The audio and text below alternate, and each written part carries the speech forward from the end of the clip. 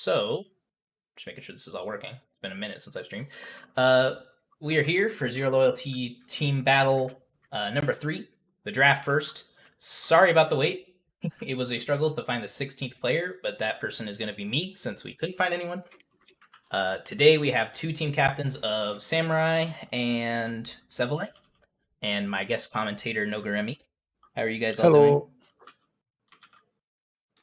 No. Great, I'll assume. Anyway, we might as well just start and do it because we're already very behind schedule. So the draft is gonna be. Let me get the coin flip up. Coin flips. So clearing out stream. Everyone can see that I did it. Heads will be Samurai. Tails will be Sevele, and I'm gonna flip. And first person to pick is Sevele.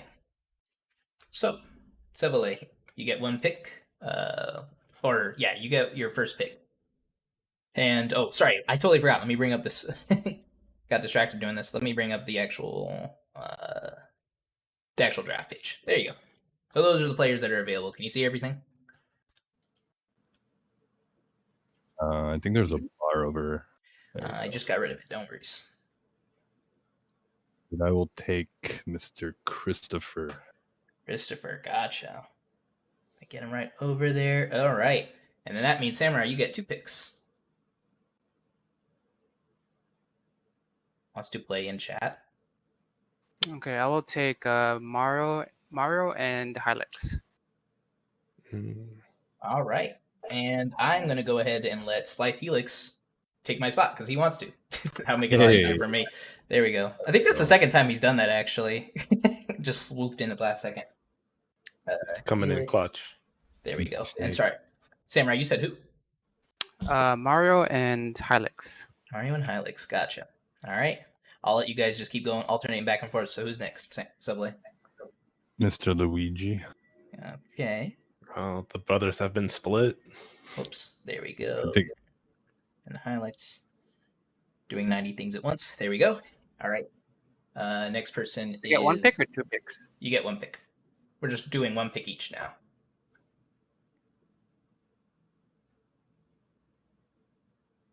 Are you there? I'll take Anthony. Anthony's. Gotcha. All right. Wait a minute. I apologize. Yeah, no, that's right. I'm just making sure it was he's right. Then you again, Sevele? I'll take Blarlad. Blarlad. All right. Samurai? I'll take Dookie. Dookie. Good pick. 2 Agumas. Actually, 3 if Alexis plays 1. Next, Sevele? Take Mr. Gumby. Gumby. I'm assuming Seth Boy is Gumby, because yet I've yet to be confirmed who that actually is. So we'll just assume it's him. Next, Samurai? Spliced Helix. Spliced Helix. Good pick. Savior of the tournament. Flaquito. Flaquito. And Samurai again.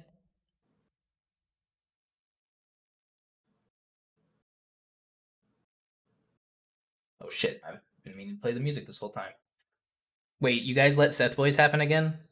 No way. You guys did let Seth Boys happen again. Oh my goodness. Okay. Let's do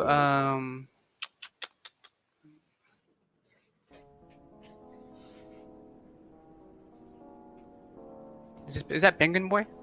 Oh no, that's there are multiple penguins. This is a trusty penguin. He is a Bison player from Oregon. He's pretty good. Ultimate Grandmaster, I think, or Grandmaster. Where is he from? Oregon. Portland, specifically.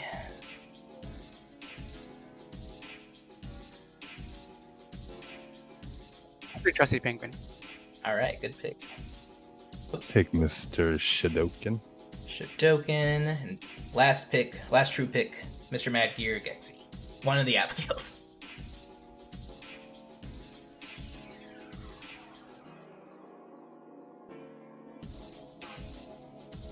Geki. Gexy? Yeah. Gotcha. All right. Seth and fucking Abigail boys. Let's go. Oh, whoops. Oh, no, Let me mix it. Yeah, there we go. You mixed it. There we go. Okay. I know it looks like they're your team captains, but I ran out of space. Anyway, so that's your team. ZLTB picks Chris CCH, Luigi, Flaquito, Mr. Madgear, Blarlad. Wow, got 2 Abigails on their team. Gumby and Shadoken, and then Samurai has ZLTB, Hylex, Spliced Helix, Ixie, Antony's, Dookie, and a Trusty Pink. So, I will allow you guys to take these 2 channels. ZLTB, I would just recommend you drop into Danny chat. Me and Noguremi will switch over to solo commentary, and then when you guys have your first pick, just let me know. I believe you guys both have invites already to the Discord, to the Battle Lounge, and then we can just have you guys both send them in when it's time. And I'll let Noguremi take over on commentary. All right. Yeah. See you. I will be back with you guys in just a moment. Okay. Noguremi. Hello. There we go. I guess if you want, we can discuss the teams, everything like that, while we wait for them to figure out who they want to send in first, and then I'll let you take over when the matches actually start. Yeah, I mean, for Samurai, it was pretty much pretty interesting. He went a lot with a lot of NorCal, which was great. So Hylex, Antony, Dookie, I believe, are all NorCal. I think that's correct. I think that's right. It was a strong NorCal start for him until he kind of just ran out of people.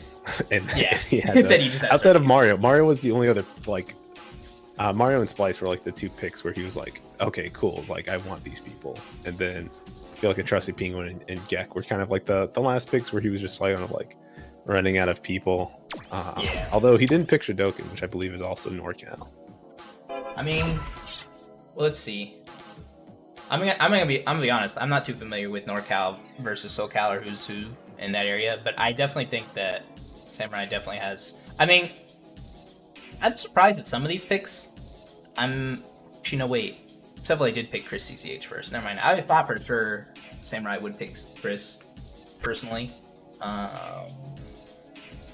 I think it is funny that it did end on the 2 Abigails just having to be picked at the end. I'm just trying to think. I had all these things I was going to say when when we were done. But I've lost all of it, unfortunately. See, this is why I'm not the commentator type. Yeah, that's fine. It happens, right? Already having stuff on deck. But I think it's good that we split the brother up, so we got Mario and Luigi on different teams. Of course, I would never want to see them on the same team. I think that's really, really crazy. But I think Samurai's team really has that slow and strong factor. Like, you look at Hylex and Antony's in Mario, it feels like, as well as Samurai himself, like they're very slow and steady players. Even Splice Helix is that slow and steady player as well. Yeah, I think you're right. So I really feel like that's the style. I know I've seen Dookie play in some Wednesday Night Fight Oakland onlines before that got nobody else was running that. So yeah, but you know, I'm pretty sure that he's an Akuma player. You know what? I think to make your point, or to talk on your point of the slow and steady team, I think it is very interesting that ZLTB, those are, I didn't even mean for it to happen, but ZLTB really is kind of like the antithesis, if that's the right word, for Samurai's play. Because if you've ever watched him, you know he plays like a maniac. He's always consistently pressuring the shit out of you. He never slows down or anything. He just constantly is going in. So I think this is great. Yeah, and I really think that's kind of the style that ZLTB loves to play. He'll play that slow and patient style at the start, but as soon as he starts finding out where you're trying to like look for him, and like each round he'll figure out where you're looking for him and adjust to find the maximum way to rush you down. Yeah, I think this is going to be a great. I guess I hope it happens. I want to see ZLTB versus Samurai happen. I think actually most of their players kind of represent the team captain pretty well already. I'm trying to think if there's anybody who really stands out. I think most of ZLTB's team is pretty aggressive. It's funny, yeah, you're completely right. Like Mario's a slow player. Luigi can go in crazy when he needs to. So he's on ZLTB's team. Hylex pretty. Well, actually, I guess it depends on who he's gonna pick.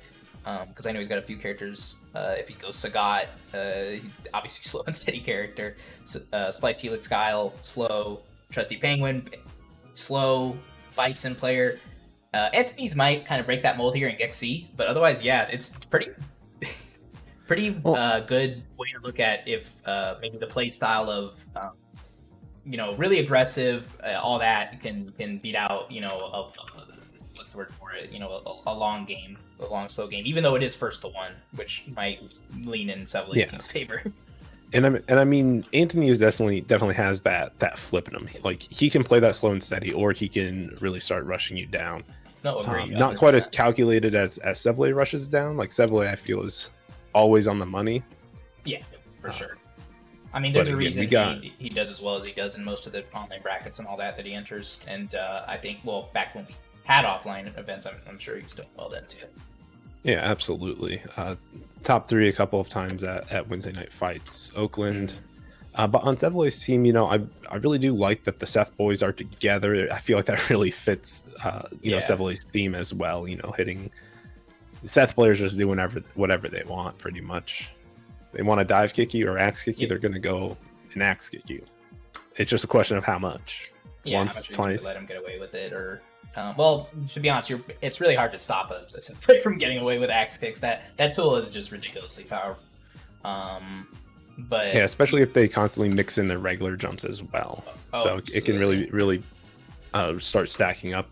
Flaquito is probably, to me, like the red herring here. He definitely has that slower style if he needs to bring it out. Yeah, I know that he's been working on his Sagat. He played it against me this past week at Wednesday Night Fights before switching to his Sakura. Mm-hmm. I think he's going to be. I mean, he's definitely going to be pulling up pulling out the. He's going to have to be playing the Seth today, just because he's playing with his Seth boys. I just can't. If you were here for the last team battle, I'm not going to lie and say it wasn't one-sided, but they did have the team of what they have right now, which is Chris CCH, Flaquito, Dumby, as the Seth boys. And man, it was rough watching. They even convinced one of their Cammy players to play Seth, and because they're so strong in their own mind. Yeah, I think I saw the clip of that. Yeah, there were. It's bad. It's. I mean, the problem. It's not terrible, but the problem is, as a team, if you're gonna have to keep playing against a set, and then another set, and then another set, it's gonna wear you down eventually. Oh, especially if they all keep playing differently, right? So like they try to dive kick at different timings and anything like that, it starts getting real difficult to adjust. Yeah. Keep inviting. Did I? I've invited Samurai to the lobby. Right, just Samurai -PC. Yeah.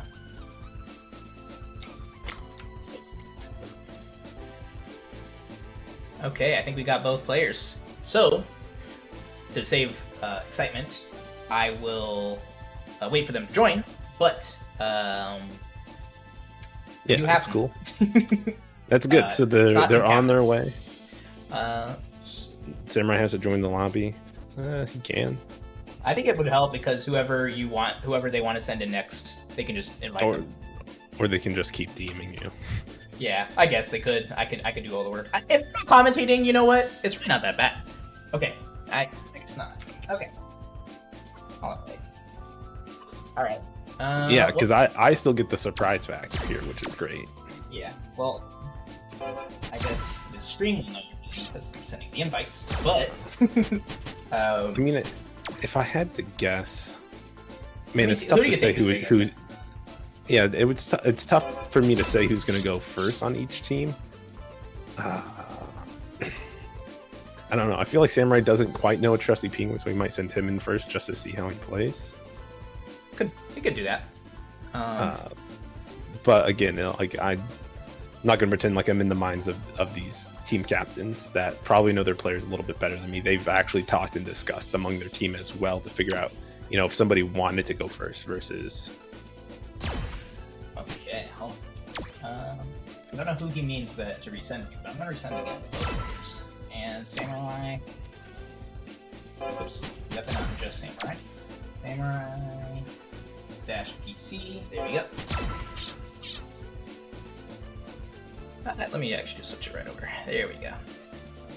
I guess the chat won't know because I wasn't on the right thing.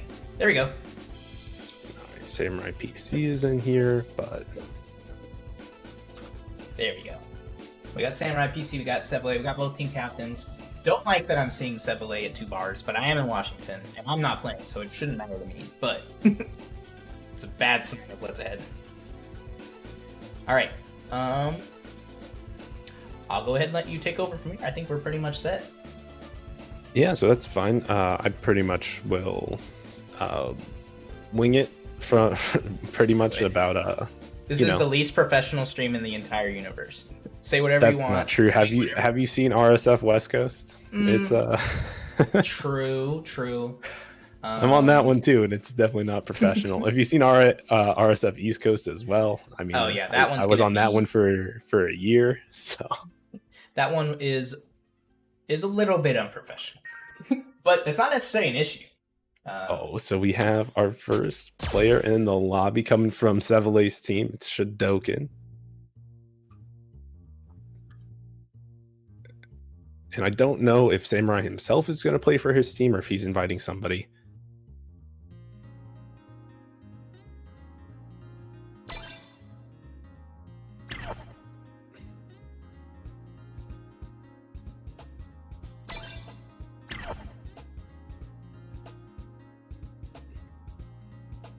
Okay, that sounds fine. All right, so the Samurai's going and inviting somebody now. So it's not going to be Samurai up first. He's probably going to save himself a little bit later, maybe even as the anchor for this first kind of set, I guess is what we'll call it, since everybody has 2 lives. It's kind of like each team, it's like a double elimination tournament. Each team has to get eliminated twice. But again, it is a little bit of a complicated format here. So it's if you watch Korea versus Japan, it's going to be similar to that. So. Oh yeah, I guess you want me to explain that? Yeah, I totally forgot to. No, I can go through it and cover it. I'm just gonna pull up where's tournament info. Yeah, so it's gonna be first to 1 all the way through. So every match will be a first to 1. There's no character lock. So if you play and you win and you fight against another player, you can switch your character. Everybody will have 2 lives, so each player will have 2 lives. So essentially, each player has to be double eliminated. And you can't play again until the rest of your team has already expended their lives or has been put to the back of the queue if they've won 3 games in a row, because that's another thing that happens here is after you have 3 wins, you get rotated out and have to wait your turn so that we can get some of the other players and see the entire team dynamic here. One thing that I want to double check with Zero Loyalty here is if they rotate out, do they still have to play again before? So the idea is that whether you won or lost, that'll count as you playing. So like if you win 3 games, right? If you win 3 games and you have to rotate out, then you have counted towards your teams or your time to play. So then they have to rotate through the rest of the players, and then once they've rotated through everyone, then you can play again. It doesn't have to be in the same order, but you just get the chance to play again. Okay, and did they hear that? I've definitely explained it to them at least 25 times. So I just the stream. Oh yeah, no, they heard that. I explained all that out loud. Sorry, I love to make fun of my players sometimes, just because I know all of these guys almost personally. Yeah, players are dumb. Yeah, a little bit. I won't lie to you guys. There is something funny about having to explain the same rules that were definitely. Well, actually, to be fair, these rules weren't on Challenge, but they were in the Discord. But yeah, most of these guys are veterans. They were here in the last one, so they should know the rules. And the ones that aren't are in a team with those who are. So they'll be able to explain the rules if they really need to know. And if anyone doesn't know what to do next, I'm here. Yeah, so we're still waiting for Samurai's competitor to enter here. Don't know what the hold up here. I'll spoil it at this point. Mario, they're waiting on Mario. Mario said BRB right when it was his turn, even though they told him. Every time. Every time. That's what he said. The classic. All right. So yesterday, it was Shodoken with the please don't use Karen. But yesterday in the RSF West Coast, every time that Mario was on stream, we would get everybody in the battle lounge, we'd put them at the top, the other person would ready up, and then Mario would say, just a second. I'd be like, cool, what are we waiting for? Zero loyalty if you want to go back of queue again. And Sevely needs to go back of queue, but I can't talk to him.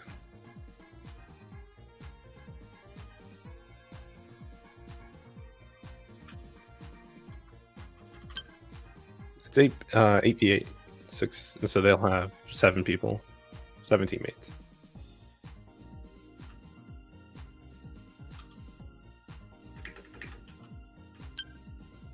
Okay, this is good. This is exactly what you want out of your players. Okay.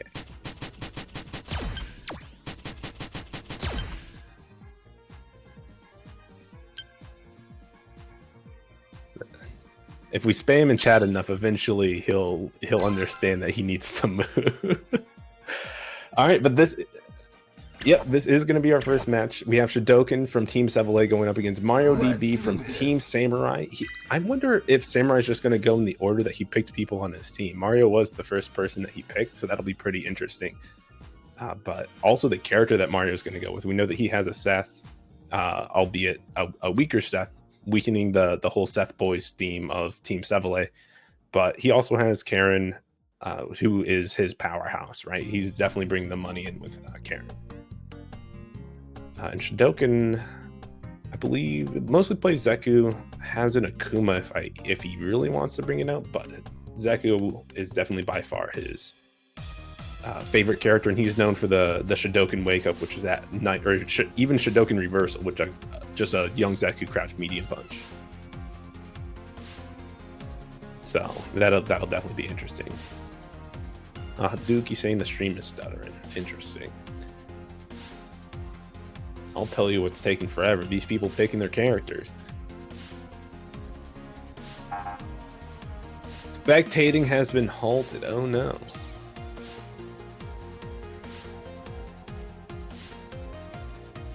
Nice. CFN. What a joy to the world.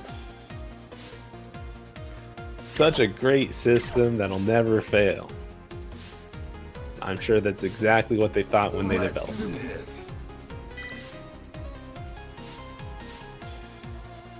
Alright, we're gonna go into it this time. We got Sevele with Shodoken. We got Samurai with Mario DB.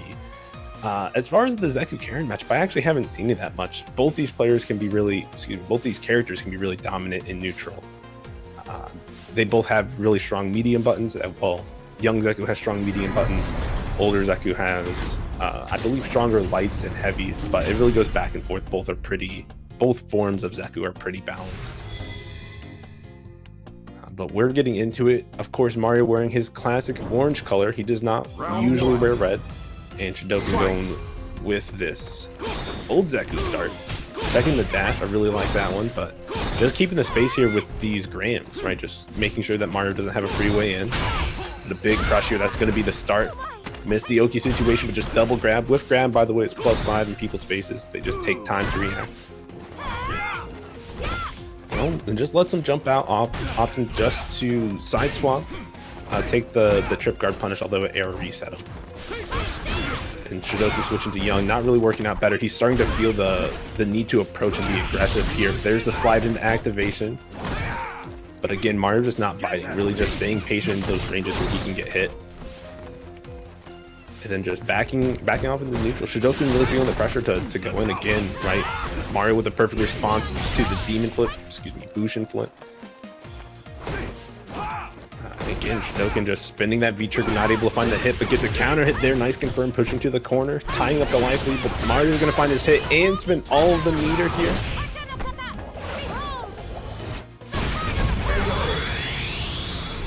And that's going to kill. Pretty big here to spin your meter in this first of one on the first round, but close it out when you have to, because you never want to leave somebody alive. Alright, a little bit of a lag. They're jabbing at the start, trying to make sure the connection's fine, but Mario with the big jump in early dropped the rest of the combo. Alright, Shinoken going for the gimmicks here, but gets checked after the second one here. Mario stacking up that big damage in the corner. Delayed light click just to beat out an instant reversely XVP from Shinoken, and finally out the corner. Shidoken's turn to really start applying this pressure, but just backing up. Mario just walking forward and scaring Shinoken until that confirmed back into the corner. Toss him one time, even him lock down the corner. Activate here. Alright, reversal activate from Mario as soon as he could find the opportunity for it. Now just walking forward, but got whiff punish. Shinoken just backing up, waiting for these crouch medium kicks to whip. Slow and patient play here. Who's going to take the bait first? And he gets clipped in the legs. Mario's not going to be able to kill, but he just needs one more touch here. Both of them need one more touch. The slide hits, but he can't combo it. Oh no! He almost got the punish on the Tanuki, Raccoon, Weasel, whatever it is. But just too far away, and that's going to allow Shinoken to get the combo and kill there, tying it up like round a piece here. But Mario with a strong start here, and what is this final round for these competitors? Who's going to strike first blood for their team here? Alright, Shinoken doesn't want to overcommit on any of his options, wants to make Mario overcommit, but ends up backing himself off. Mario finding the hit, missed the confirm, pushing to the corner now. Delayed activation didn't catch Mario pushing anything there, and he has the perfect hit, but drops the combo, looking like it's lagging a little bit, but going to be able to seal it out here anyway with the EX meter. Mario putting Team Samurai up 1. Cutting wins. Really good, solid play out of him, really just getting that early life lead and not sitting on his heels too much, definitely giving it to Shinoken with the space that he was getting. But definitely wasn't like poking out too much, like really kept it close and concise. Didn't really want to get whiff punished at all. So really good job from Mario there. He's going to stay on here until he, he wins 3 or gets knocked out here. So that'll be super good, but Seville has to invite his follow-up player here, his number 2. I wonder who that's going to be. He has 6 more people to pick from here. 7 more people, including himself, excuse me. Oh, he's out. He doesn't want to play. It's not him, it's somebody else. So, of course, people still left for Seville here to play in this first rotation. Be Mr. Madgear, Blarlad, Chrissy, CH, Luigi, Gumby, or Flaquito, or himself, excuse me. So we'll see which one he decides to go with. Seville making it back in here.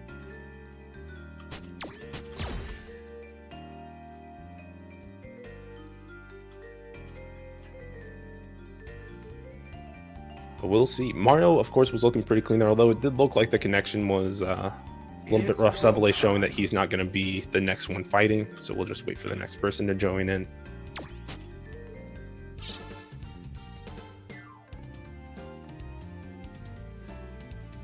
But yeah, what's good, chat? Let us know if we sound good here, if I'm coming through clear, if there's if you can hear the game and everything fine.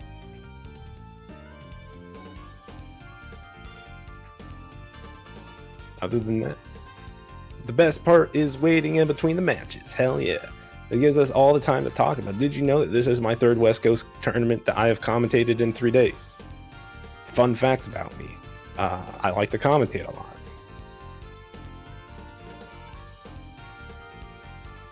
I don't commentate only West Coast, but I've commentated. This would be my 4th night commentating this week.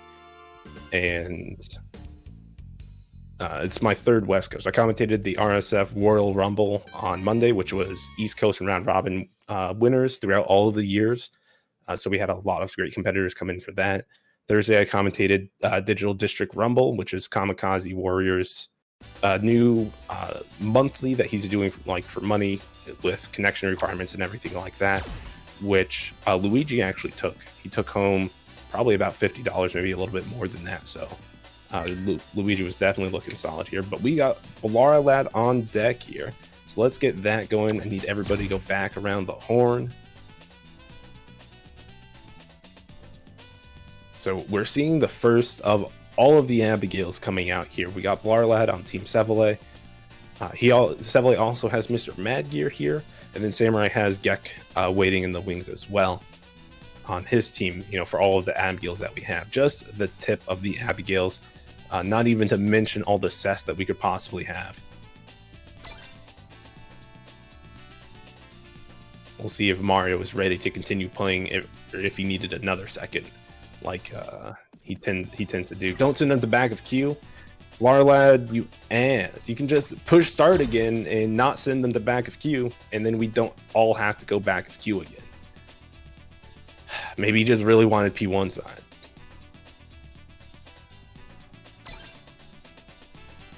Mario is confirmed to be alive in here. Please send Larlad to back of queue. Take P1 side back.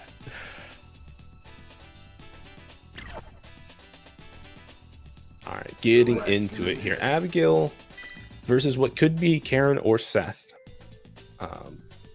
Not quite sure who does better. I think Seth against the Tull, his axes actually end up a little bit more minus because they hit higher up on the Tull boys. But so I wouldn't imagine that we see the Seth, but I can really feel like Karen struggles in the neutral. Right, I remember seeing like Problem X versus Punk, and the neutral was kind of tough for Punk with that, crouch jab and stand jab, really just controlling that neutral space, the crouch medium punch as well. So maybe it just requires a little bit more brain power, a little bit more awareness of where you should stand in the matchup a little bit further away so you can catch these whiff punishes with stand medium punch.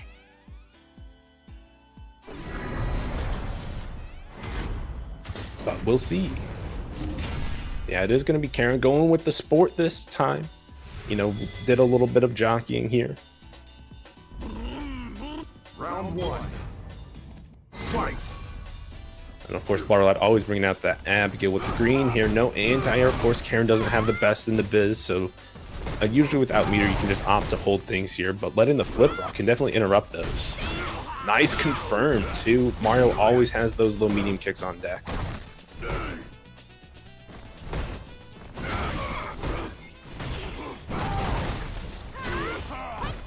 There we go. The Crouch Fierce knew that Blarlad jumped in really close so that he could anti-air with or without the button being pushed from Blarlad. Another confirm on low forward. Really just taking it to him. Another counter hit conversion. Has corner control now. Spins one bar. Gets the throw. One more. It's going to stun here. Tried to bait out a little bit of shimmy, but Crouch light kick crushing him. Gets the activation. Going for the guard crush setup as well. Bust out. EXDP doesn't want to hold anything here. Guard crush again, and he knew the reset was happening, but no, he's going to get clipped here on the activation. No invincibility, but he didn't spin super. Caught him, but no confirm on the counter either. Spin one bar. What's going to be? He tried to command grab, but Mario pushed buttons on wake up, not sitting there. Blarlad tried to delay the command grab in case an EX reversal came out. Right, nice anti-air as well, and getting the stand short confirm into the up and try to throw, but Blarlad was already in there with the run throw himself. Nice jump out of Mario, pushing to the corner now. One throw, nice setup. Baited out that one. Not going to have enough for the stun. No, he spent the resources for it. Is he going to have enough for the kill? I don't think so. No, I'm wrong. That Orochi doing the big chunk. So why does she do so much damage and stun? That's a great question. I feel like there's no real bad way for Karen to spin the bar on a hit, right? If she has 2 bars, she can get 2 bars worth of damage and stun on you. If she has 3 bars, she can get 3, right? Just a question of is Mario gonna spin it? And of course, he's already up 2 games. If he wins his next match, he's gonna get rotated out, keep his life on deck. But so far for Sevele, we've seen him already lose a life on Shadoken and Blarlad here. 2 pretty much heavy hitters here for him. I mean, every single person in this tournament is a heavy hitter, but you know, it's starting to look really rough. But bringing in the big guns, Chris CCH trying to put a stop to Mario here. You know, they are very familiar with each other. I believe they're all from Washington, if I'm correct here. Luigi, Mario, and Chris CCH. So they play each other a whole bunch, I know. California? Okay. SoCal. Picked the wrong part of California. But I definitely know that there's definitely been this friendship or rivalry going on between Mario, Luigi, and Chris. I think it was for almost like a year of the RSF West Coast. Every single week it was Mario or Luigi and Chris CCH, right? Because at that time Mario and Luigi played on the same PS4 with the same account. I gotta come on the stream because I gotta let people know. Mario specifically that the Team Seth Boys happens again, because him and his team got just to be transparent, he knows it too. His team got completely washed by the Seth Boys. He said he really wants to run back. So there's some lore here. There's a bit of lore here. Yeah, the salty run back and coming in. And of course, I believe they did fight in the Digital District Rumble. But so far, these dive kicks can cause Karen quite a bit of problems, of course, not having the consistent anti-airs. The V skill is another important thing that plays into this match, because Chris can choose between pushing a button on the ground or doing that V skill. And depending on which he does, right, like if he sees that Mario's trying to counter poke, he'll just do V skill in neutral to catch the attempted whip punish. But Mario is not giving him any space to breathe here, locking him down in this corner. Round 2. Fight. Yeah, so they did play in Digital District Rumble, and Chris took it 3-0. So we're definitely seeing a little bit of an adaptation here. That was minus, but a little bit too far away to get the good punish, or to really take your turn. But just clipping him low, gonna side switch here. Nice delay there as well. Didn't want to get clipped by an EXDP. And counter hit converted as well. And another throw, not enough for Sun. One more. Can be a rough situation for Chris. The jab, and Mario's definitely going to have enough to close it out here. Spin the critical art. He's three wins straight. So he's putting in his time. It's time for him to dust off his hands, sit in the back of the queue for Team Samurai. And, really get the new blood in here, see a new face, and see what they can do to damage up this ZLTB team. So that'll definitely be interesting. Or ZLTB's team might have a chance to really feel like they have a foothold in this match if they start beating some of the other competitors that Samurai has. Because you never want it to be too one-sided. You really want to start getting those footholds if your team ZLTB, like start getting those victories so that you can keep that team morale up, as well as really keep things going here. But we're going to see Luigi come in, and I don't know if we need to remind Mario and Samurai that they need to invite somebody else. There we go. So we'll see who Samurai decides to bring in next. He has a ton of great people again. Like he has Hylux, Splice Helix, Dookie, Anthony's, Gexy, and a trusty Penguin. Tons of really strong players to come in here. If it's going to be, or even himself if you wanted to pull that out this early. But it looks like he might have invited somebody here. And it is going to be Anthony's. I had a feeling that it was going to be Anthony. I'm not sure why. Of course, a super solid Ken here. And Ken has some really nice tools to go around and make life difficult for Guile, right? The EX Tatsu, Air Tatsu, can be a little bit difficult for Guile to deal with, because they kind of have to walk around the screen and deal with other things that Ken can do if it's like the light fireball and step kip kind of pressure. But of course, Anthony was at some point using V skill too, and I don't know if he decided to finally switch entirely away from that or if he's going to continue using that. Sometimes it's matchup dependent, sometimes it's player dependent for him, or I don't know if he's just entirely given up on it. That's also another option. But we'll see how this goes as well. Luigi has multiple characters. He can play as G, he can play as Guile. I'm not sure if he has a third or tertiary character, but he's probably played a couple of other people, feeling them out. But his main two are the G and Guile. Anthony, of course, has just played Color 1 default costume Ken for as long as I can remember. So I definitely don't think we're going to see any mix-up there. We can also see a V-Trigger 2 out of Anthony to call out some of the boom cancels if Luigi does, in fact, go with that Guile pick.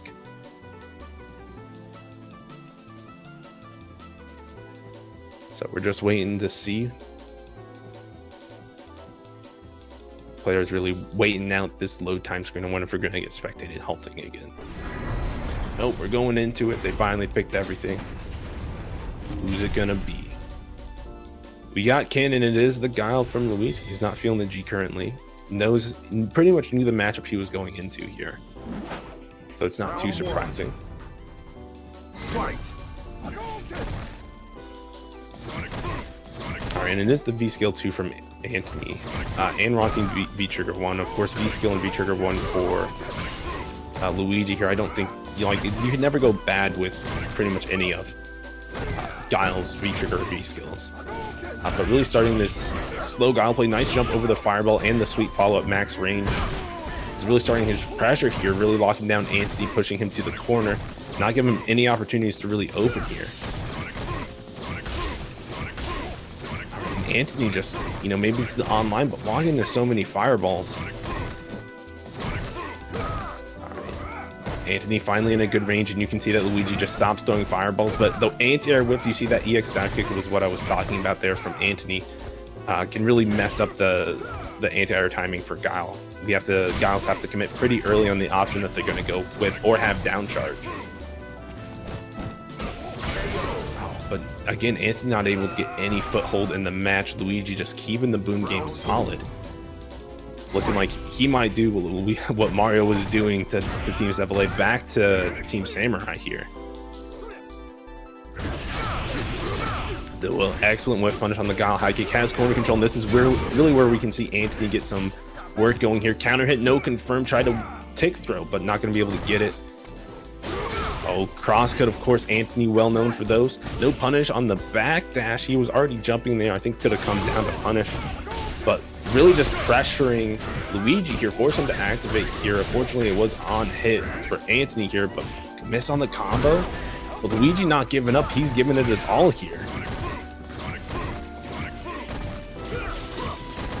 Again, Anthony just needs one confirm here for himself.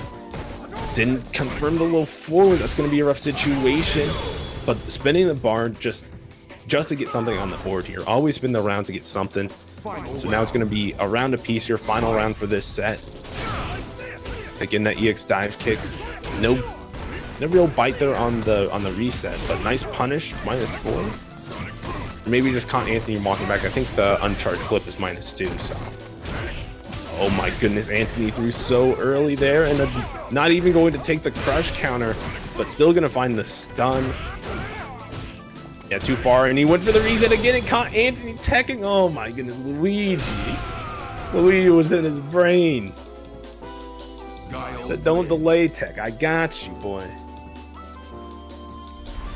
So finally, a person eliminated on Samurai's, a person losing a life on Samurai's team, getting put back into that queue.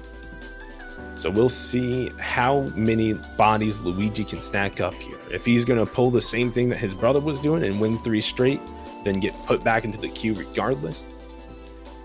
Or if, Samurai has somebody on deck to take it for him here. It's go time. I love Laser rooting for Luigi. Was up. ZLTB's team, of course. I love Laser, always rooting for ZLTB. Otherwise, I think if it was just a pure tournament match between Luigi and Anthony, I think Laser roots for Anthony. NorCal represent.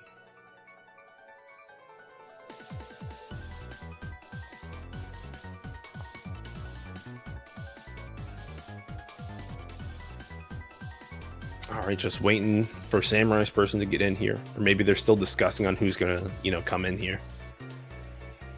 Versus ZLTB, who really feels like ZLTB has the full plan kind of thought out here. Really feel like they've hard set their order, and Samurai's figuring it out as he goes here. Which way is better for the team tournament? You know, it really varies. Samurai's way gives him a lot more flexibility. SFV's kind of set order can make things a little cumbersome if, you know, one player runs into a difficulty. But, you know, the invite has been sent for Samurai. Let's see who's joining the lobby here. Still has Hilux, Dookie, Spicy, looks a trusty Penguin. As I said his name, he joined. My guy. So this is going to be Guiler G versus Bison. I haven't seen Trusty Penguin play anybody else here, so it's no surprise. So it would be a huge surprise if he played somebody else. But as far as I know, I've played him in ranked, and he's always rocking the Bison. I haven't seen him enter too many tournaments, so I don't know if he's like has practiced a second one for, you know, any bad matchups. But as far as I know, just a pure Bison main. But we'll see how Luigi is feeling. Is he going to bring out the G or just rock it with the Guile? For the Bison match, it can be a little rough for Guile. Of course, you always have to have the down charge to really anti-air Bison. He has so many different options, especially from that head stomp, doubles reverse. EX, of course, has invincibility and will basically always bait out any flash kick. So it'd be interesting to see if Luigi does pick the Guile, but the pressure from G is just so immense that it can be really difficult. Bison does have a three frame light kick or 3-frame jab. He has a 3-frame button, so it does help him get out of some pressure, but doesn't have a true reversal besides super. And yeah, just like I assumed, right? G just having that, controlling that space a little bit better, having better answers to the Devil's Reverse. Demon Dan in chat was good. Nogoremi on mic. Fight. All right, you can really see both these players trying to feel each other out, feel where they want to stand in the match. Trusty Penguin finding his opportunity to scissor kick. Ooh, trade on the anti-air. That's still pretty good for Luigi, just not giving a Trusty Penguin a way to get in, but went for the command grab early just to put the thought into his mind, and that's giving Trusty Penguin a way to get some of this pressure going. Nice walk back, but still getting pressured here. Luigi locked down in the corner, try to find his chance to dash forward, nothing. Forward fierce into activation. Trusty Penguin acting like he won't get command grab, but of course he does. We're going to go all the way to the corner here. Trusty Penguin has to make another guess. Command grab or button. Try to jump after the medium punch. No dice, locked in the corner. Nice activation on the anti-air. Chose to stay same side. Oh my goodness, all the plus frames. The stack and chip as well. Nice auto with punish. Did the buffer just in case Trusty Penguin pushed anything into the same light kick, and spins the super. Luigi knowing it's better to take the round and be up than to sit on his meter. So he's gonna, especially in the first one where every round matters. So Trusty Penguin has to hold that, really has to make this comeback here, take a round for himself, and he's starting it early with some good spacing on scissor kicks, pushing to the corner, plus nice toss. Saw that Luigi had been sitting there a whole lot more plus. G, of course, doesn't have a terrific fireball invincible option on startup besides super, and he's just getting oppressed here in this corner without any meter, but finds his chance to activate this time. Trusty Penguin still sitting there, you know, just fuzzy guarding back and forth to beat out the EX low rush, but nice whiff punish on the button. But again, the neutral jump just feeling out. Trusty Penguin starting to develop the sixth sense of when Luigi wants to go for these command grabs, right? Dashes up, felt the aggression from Luigi, felt the command grab coming, just neutral. And now you see Trusty Penguin starting to control this neutral, spinning his meter in order to control the neutral as well. Right, getting back in there with the EX scissor kick, we're probably going to see maybe an EX ball come out here soon. Oh, big crush, corner control as well. Look at the juggle and the level up here. Regular throw just in case he tried to jump out. Yeah, and just get out of there with the rest of the head stomp. But Luigi not let him out for free. Spins the super as well. This can be a big chunk here. It is going to be enough. The last hit, I believe, killing there. And Luigi has that 2-win streak. looking unstoppable. Of course, this team tournament is not character locked, but you know, so we can really see Luigi's G come out. We can see his Guile come out at any time, which is really important. But if he wins one more game, he's going to get put back into the queue for his team. And, you know, somebody else is going to have to come in here. And we would then see both brothers get their win streaks and then have to bow out themselves. Of course, Mario and Luigi are on different teams. We couldn't stack the teams that much. But I wonder who Samurai's going to get here, right? He's kind of running out of options, right? Mario's been in already. Antony's has been in. And now a trusty Penguin has been in. This really leaves himself, Gexy, Dookie, Hylix, and Splice Helix. I don't think you throw in Splice to do the Guile mirror match or maybe the Guile G match. I feel like Luigi knows that, you know, knows the Guile well enough to really start counter poking and, you know, finding the points where Splice would want to do any of his stuff. I don't feel like Akuma's quite right either. Guile Akuma's not a good match. Hylix might be the pick here, but no, it's going to be Gek, possibly Honda, possibly Abigail, since Abigail boys didn't fully make it. Of course, the Abigail boys got broken up. Mr. Madgear and Blarlad are on Team Sevele. Gexy is on Team Samurai. So we'll see here if it is going to be the Abigail or the Honda coming out.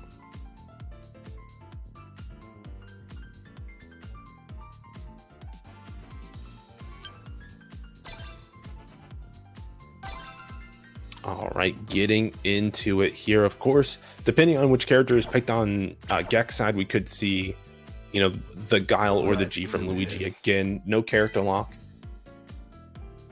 Guile, of course, against Abigail is pretty good. Guile's also pretty good against Honda, so I don't really feel like this is a terrific matchup one way or the other.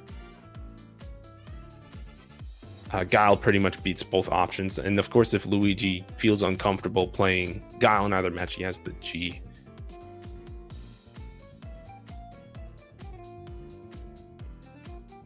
All right, please wait.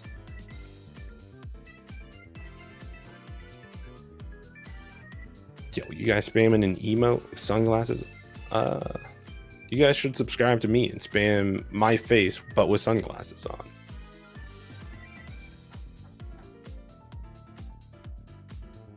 But thank you all for subbing to, you know, subbing to Zero Loyalty. You know, that's always appreciated. He does run the first to 10s, as well as I believe he does the heat checks as well with Danny, or at least in the beginning, you were doing those. So, you know, he's always doing something for the community along with these team tournaments just to get something. But the Abigail from Gek here, I think definitely a better matchup than the Honda. Abigail definitely has the tools to deal with Guile. It's just, it can be real back and forth, and these fireballs are always slided in Guile's favor, right?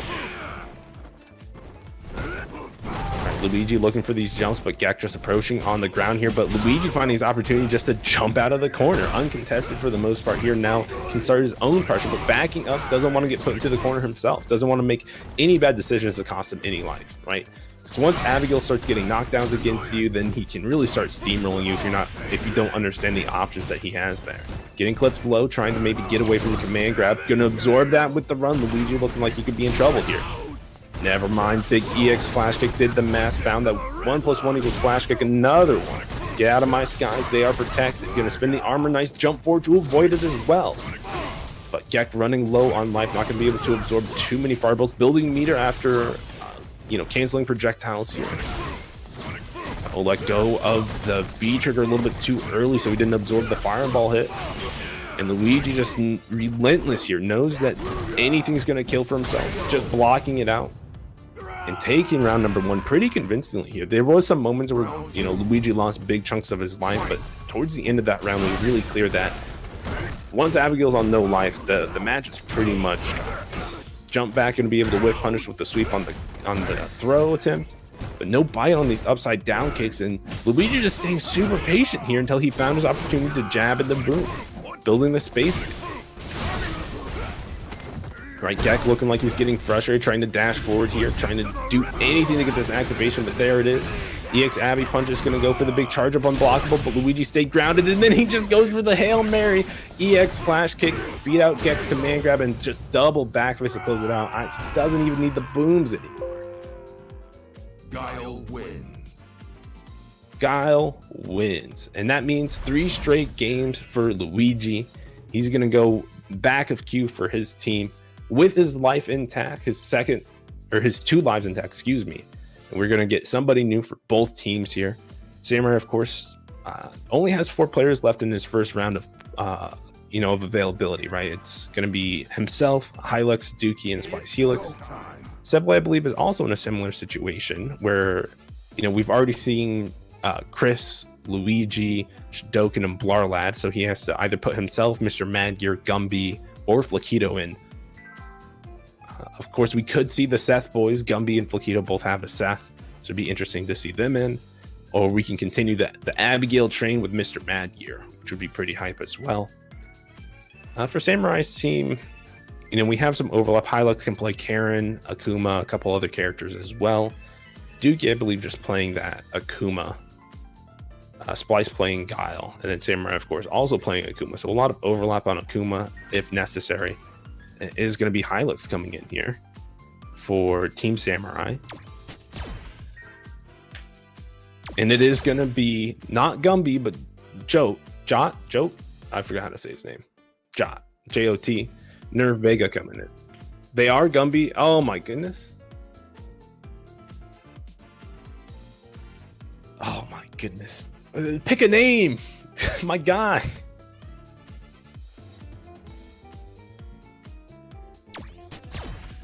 All right, waiting for Samurai to go back of Q here. I'm going to say Nerf Vega the entire time because that's the name that's on the screen.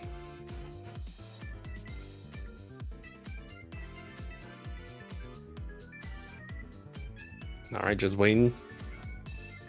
CFN. Hylux should either just ready up or Samurai needs to go back Q and we got to do something here. Hylux asking him not to use Seth. I think you're in tough luck. As far as I've seen Nerf Vega in ranked or in tournaments, they play Seth. Dull Unit 0 now operational. We're getting the Seth. Let's do this.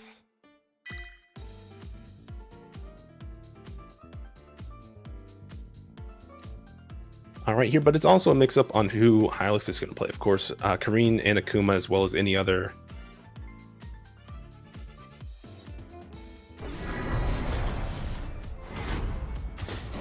has Karen and Akuma on deck, and he is going to pull out that Akuma against Seth. And again, we saw in the Mario versus Chris match that Karen, I did explain in that match that Karen does have some problems fighting Seth. I feel like Akuma can do pretty well, has that DP to anti-air, which is pretty important against the axe kicks, but of course, misconfirm here from Hylux, and that's going to be some big damage, opting to get a little bit less just to get that install stacked up here. Of course, the red fireball catching him on the frame trap after the spin kick, getting close to stun here. Hylux playing patient, but still got caught, no confirm, but he just woke up light DP into activation, but stun still high. Finally going down here for Hylux. The opportunity is passed for Nerf Vega, but he does have his own V-Trigger on deck. Using V-Trigger too, so he does have the big orb. No V-Reversal for Hylux, but EX Reversal goes the wrong way. So what side? Choose your own adventure. He stayed in front because of the back rise from Nerf Vega. But activation here, just trying to turn the round for himself. Where's the mix-up? Who cares about the mix-up? I'm DPing into super. You're out. No, he got hit. Oh my goodness. Your super doesn't matter. He EX DP'd after the -2 or -4 situation. Hylux tried to push his knee. Oh my goodness. The back and forth there, ladies and gentlemen. It's quite unfortunate that Akuma Super actually doesn't have that much invincibility, and he pushed himself backwards into the orb, the V-Trigger 2 from Nerf Vega. And a strong start from Nerf Vega here as well. Hylux looking maybe a little bit unfamiliar in the options, gets sucked up in the install as well. Oh, no punish on the medium kick Tatsu. Plus frames on heavy Tatsu as well, getting the confirm off of hands into that heavy, to that V skill, the heavy red fireball that he steals from Akuma. And one more touch is all that's needed. A lot of dive kicks and crouch shorts, just trying to stack any life, but finds the activation point. Hylux not going to switch sides, was a little bit too low to the ground there on that DP.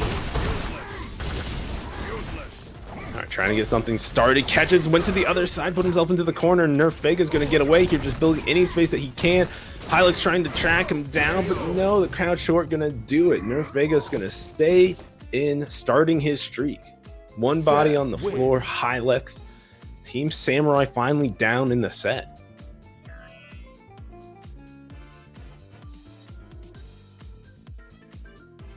And that set was so back and forth. I'm surprised that Nerf Vega got to win it 2 straight rounds. It was even that second round where, Nerf Vega had a huge lead. There was not a whole lot. There was still that steamroll kind of happening from Hylix, and it was very close to really making that comeback happen. And of course, unfortunate on the first round with the super getting beat out by the orb. It's really rough, but I wonder who we're going to see next out of Samurai to really put an end to the Seth boys that is starting to happen here.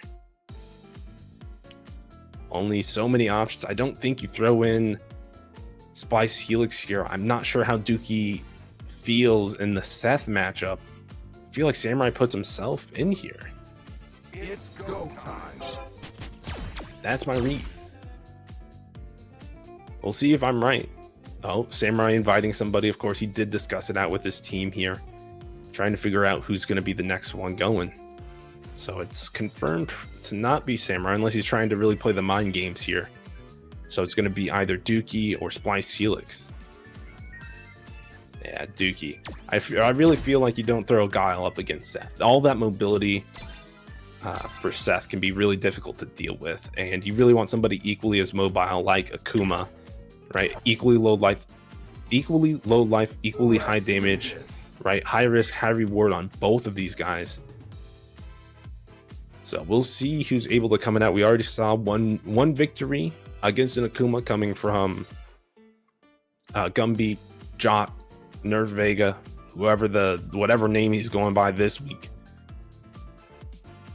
So I don't think he feels uncomfortable in the matchup, and I think that we'll continue to see the Seth. I imagine he's a couple of different characters.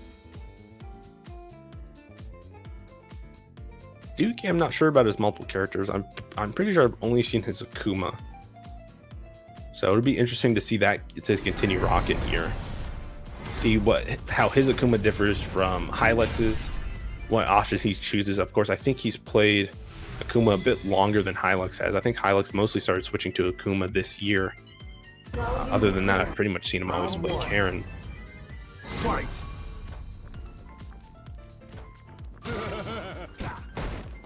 Yeah, can't punish the suck without the follow-up to it, but it is your turn, and so you definitely see, Dookie maybe having a little bit better understanding of the options, knowing that the stand block the axe kicks as well, and they're minus. And you can take your turn, especially for the instant exits. But trying to push buttons, get clipped a little bit, but again, just controlling this neutral a lot better. Counter A conversion, we're going all the way to the corner here. EX on deck, no DP out. Nerf Vega just opting to hold it. Oh, he stayed in front. I'm pretty sure Nerf Vega got mixed up there as well. Yeah, and Dookie just still able to keep the scoring control, but getting pushed back mid-screen. And look, just this slow and patient style until finally he goes in with the EX Devil's grab. EX Demon grab, excuse me. There we go. I got Bison confused in here for some reason. And now we're starting to see the aggression come out here from Dookie. A strong round start, trying to dash forward and take a couple of turns for himself, but Nerf Vega not biting, able to find his own hits here. Pushing to the corner, and the down forward heavy kick going to actually give corner control to Dookie here pretty much for free. Life lead pretty much tied up. Nice jump away from the EX Air Fireball as well, but Dookie's still not letting him out of the corner for, pretty much free, just keeping this lockdown as tight as he can, but we're really seeing him get backed up. Nice anti-air, good conversion as well. Going to activate here on block, force the V-reversal spin, which I think is fine. You take that hit. Oh my goodness, he had the burst into the spin kick all lined up on deck. The throw is going to close it out, where it's a game of peace here. Who's going to keep it going? Is Nerf Vega going to go up 2 for his win streak, or is Dookie going to be able to put a stop to it? Plus on the heavy spin kick, minus 6 or 8 on the light spin kick. Really need to look for the difference between those and take your punish when you can, or interrupt the heavy one. medium doesn't see much use for Seth players. Walk under here, going to be able to get the punish. Yes, sir. We're going to the corner now. What's going to be the mix? Doesn't matter what the mix. We out of there with the teleport. Of course, there was no throw, so that teleport's out scot-free. No punish on the other side either. And now we're just back to this kind of neutral game plan. Seeing how Nerf Vega is going to use these dive kicks to approach. Or in this case, Dookie using all of his Akuma air options, whether it's air fireball, regular jump in, dive kick to pick. Going to be reversal this again. No, just going to hold the pressure here and teleport out this time. I agree with that. Just teleport as soon as you feel safe, as soon as you're not going to get thrown, right? Trade there. He had to push that heavy kick so early to get that trade. Life in favor of Nerf Vega. He does have critical art. Any confirm here for Nerf Vega will close it out.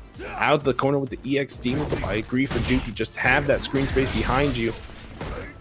Finds his own point to activate. Again, scared of... No, the input air. The DP coming out. Maybe trying to do... No, he definitely stepped forward and then wanted to throw a fireball, it looked like. And the DP, of course, the input leniency. Oh, you know, you hate to see it here, but that is going to give Nerf Vega 2 straight wins.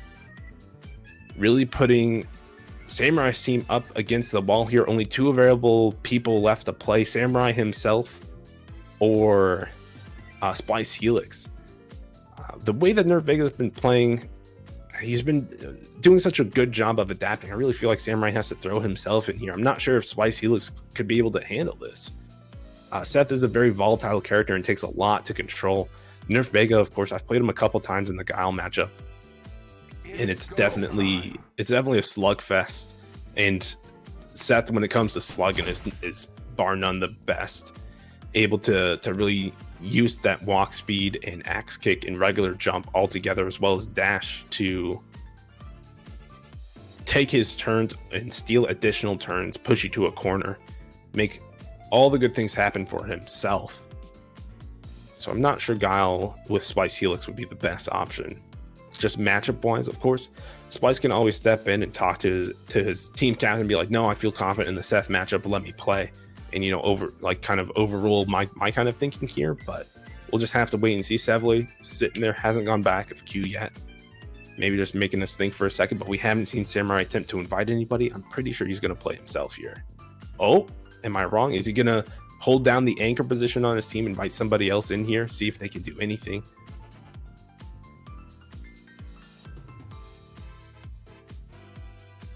And that's what I think. I think he's going to invite Splice Helix. Samurai's going to hold the anchor position on his team.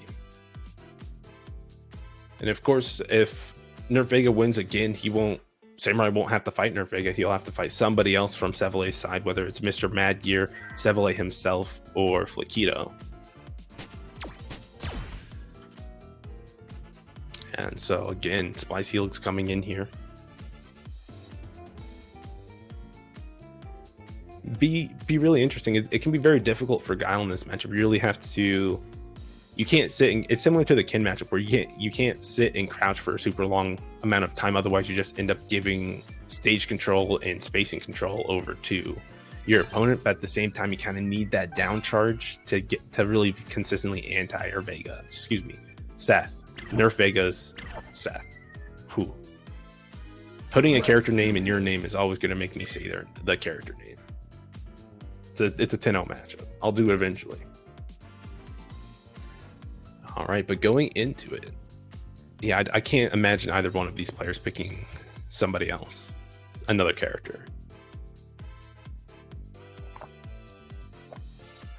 A little bit of a water break for myself. I have been solo commentating, and boy, oh boy, does it start to wear on you. And again, the expected matchup, Seth versus Guile. I didn't see the V skill and V trigger for Spliced here. Round 1. V skill 1, excuse me, V skill 1, V trigger, excuse me, V skill 2, V trigger 1. Uh-oh, got sucked up trying to do the bazooka knee, improperly spaced. Got shimmy sham. Oh, tried to slide and get the pressure with the boom, but got hit. Splice Helix already looking at like in a rough situation. Couldn't get that flash kick out in time for the axe kick, and getting anti-aired himself. Just really this oppression from Nerf Vega, just not giving Splice any of the right spacing, is going to be able to close it out here. Doesn't even need the stun, taking it raw. Round 2. Fight. I see somersault. No, got baited by the axe kick. That somersault's not going to hit there for Spice Helix. He's getting pushed all the way to the corner. No EX on Wake Up, and he's just getting stuffed here in this corner. Finally built some space, but no. Good read from Nerf Vega to jump and axe kick that fireball. And again, Spice just playing super patient. Finally finds his opportunity to push out here. Went for the reset. Back throw. Locking him down in this corner. Let's see if he can keep this pressure high on Nerf Vega to really keep him going here. Nerf Vega opting not to tech at all. Okay, got hit. No confirms from Splice. Just a jab into the throw reset, and the life lead's all tied up. You're too close there. Nerf Vega's taking his turn. Gonna activate. Still locked down in this corner. Though counter hit and another throw. Nerf Vega didn't toss, didn't tech at all during that match. Very good awareness from Splice to recognize that and just continually throw it at him. Able to hold on to all of his meter this round as well. Let's see if he can find a good opportunity to spend it. For both of these players, right? Both of them sitting on good card. Oh, miss on the anti-air. Had the counter hit confirm on the jump light kick, but missed the flash kick charge. Just didn't have it in time. Alright, plus there. Toss him in the corner. It's a good start here for Nerf Vega, but we've seen every round be a good start. Gonna spin the meter to stun. Yes, sir. He should have enough meter to close it out. Gonna build the second one. Doesn't even need all of it, and that's gonna be 3 straight for Nerf Vega. He's also getting put back of the queue with both of his lives intact. So for Sevele, he has both Luigi and Gumby / Nerf Vega, whatever name he's going by, sitting at 2 lives still. He can't use them quite yet. He still has Mad Gear on himself that he has to put in. Oh, and Flaquito. Let's not even forget that. He can still put in Flaquito if we're going for the full Seth Boys trio. But Samurai pretty much only has himself left to put in. Mario, of course, still has his second life intact. He's the only person, I believe, on Team Samurai to have his second life intact. So let's see who Sevele is going to get on, but of course it is going to be Samurai that has to play now for his team. All right, it does look like Sevele is inviting somebody. He's not going to play himself here. He doesn't want to have the final showdown until it has to happen. He's going to send in his boys to get that information on Samurai, although Samurai pretty much plays consistently the same, right? That slow patient style, bringing the heat when he needs to, typically towards the end of the round where his opponent's also starting to feel that pressure to get things going. So we'll see how that works out here against whoever Sevele invites here. Again, it has to be Flaquito or Mad Gear that step up to the plate.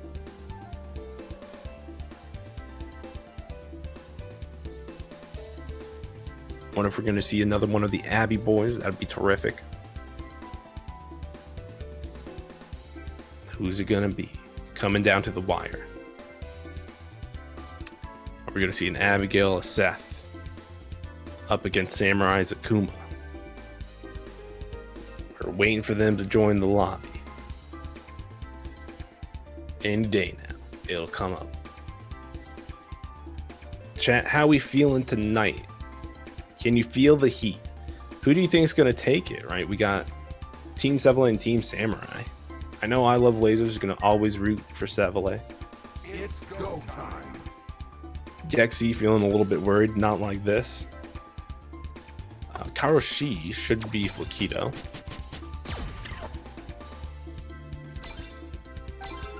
His PC account. Gek, you gotta believe in your team. Always trust your captain. Let's do this. We've seen the man Samurai pull off everything, coming back from the brink of death in every single Street Fighter league that he's in. So I will not be surprised if he's able to just, keep it going. Now, distraught at your own struggles. It happens, man. You just got to use those struggles to better yourself.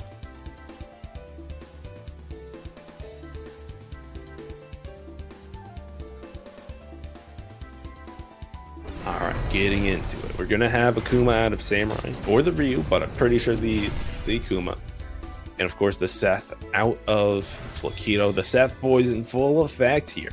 We got Seth boys and we got Abby boys on Team Sevele. Of course we're missing the full Abby boys, but Gexy got drafted to the other side. Came down to two Abigails in final.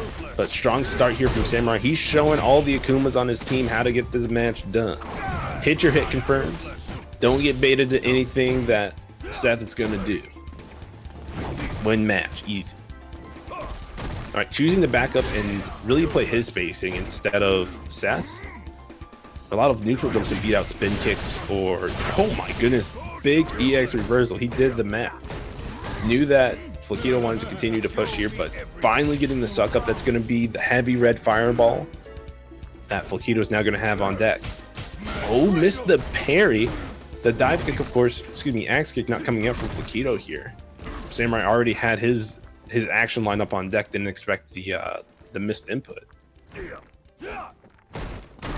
V-trigger on deck for Flaquito as well. I imagine he'll spin it just to get the V-reversal away from Samurai, or V-reversal out of Samurai, to make sure that V-trigger doesn't become a factor on Samurai's part. But good block on the EXDP, and that's going to give round number 1 to Samurai, putting him in a good position here.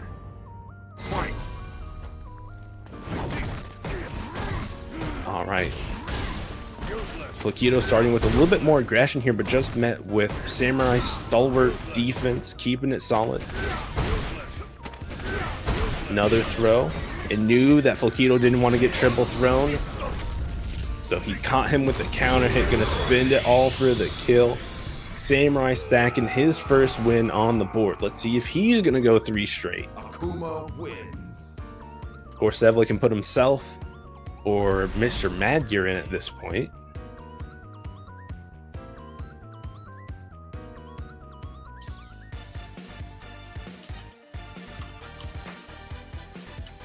So we'll see who Sevilla decides to bring in. It's going to be himself. He's already up on deck and he can just go right into it. But he's going to the menu. He's also saving himself to be the anchor. We're going to see Madgear come in here, trying to bring his own form of Abigail. We saw Blarlad lose to Mario earlier. So we'll see what Madgear can bring to the table. Mr. Madgear, excuse me. Let me put some respect on his name.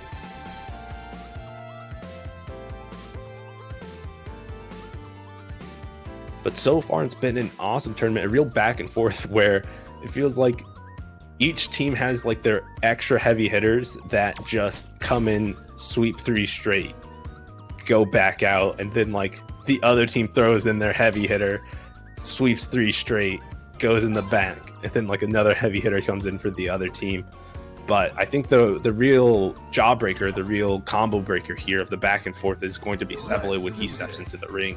If he can defeat Samurai, then that's going to be, you know, the first time that we see somebody win but not get the 3 straight. Of course, that is, if Samurai can beat Madgear. Abigail can be a volatile matchup, right? It only takes a couple of hits for Abigail to kill Akuma. They don't even have to be full combos. You can just hit back fierce like 4 times and it kills Akuma.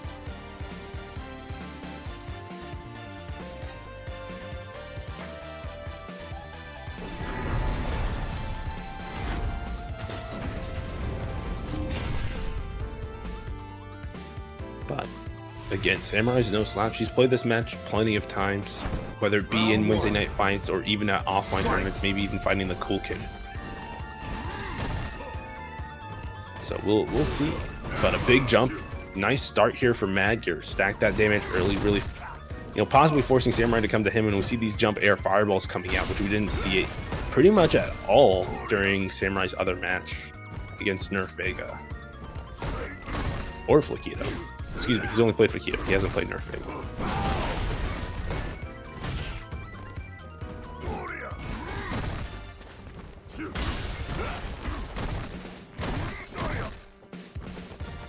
Alright, Samurai's starting to stack up this Grey Life, a little bit of chip damage here and there with these fireballs.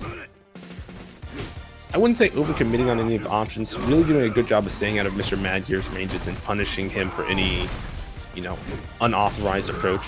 Got got kicked low, but no confirm, too far away from Mr. Madgear. No counter hit conversion for Samurai either. Oh my goodness, Samurai rocks into a big fierce. It's going to put him pretty heavily down here, but walks forward and crouches at the last moment. Going to Throw off Mr. Mad Gear is confirmed. Timing and gets punished, locking down this corner, and now not going to spend any of his super yet. Keeping it going. And again, V-Trigger's not quite on deck yet for Mr. Mad Gear. He needs to hit a parry or a crush counter or, you know, get hit, but the hit's going to combo into the critical art. Samurai's going to take this round, not taking any chances at an Abigail comeback. Round 2. Fight. All right. Mr. Mad Gear played most of that round pretty solidly, but now we're starting to see these jumps come out. Nice whiff punish from Samurai as well, pushing to this corner now. The dominance, he's found his flow here in this matchup against Mad Gear. Right, found the player tendencies, locking down the corner, but nice air juggle, going to spend all of the meter as well.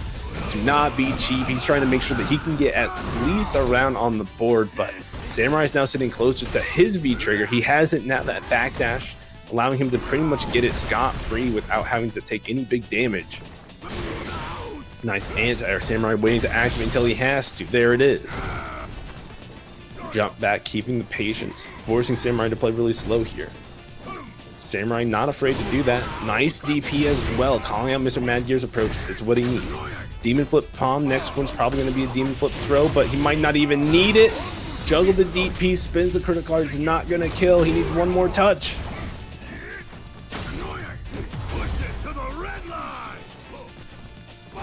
Oh my goodness, and he just walks into the back of his, no confirm into Metro Crash, but Crash Light Kick's going to be able to close it out for Mad Gear here, down to the wire.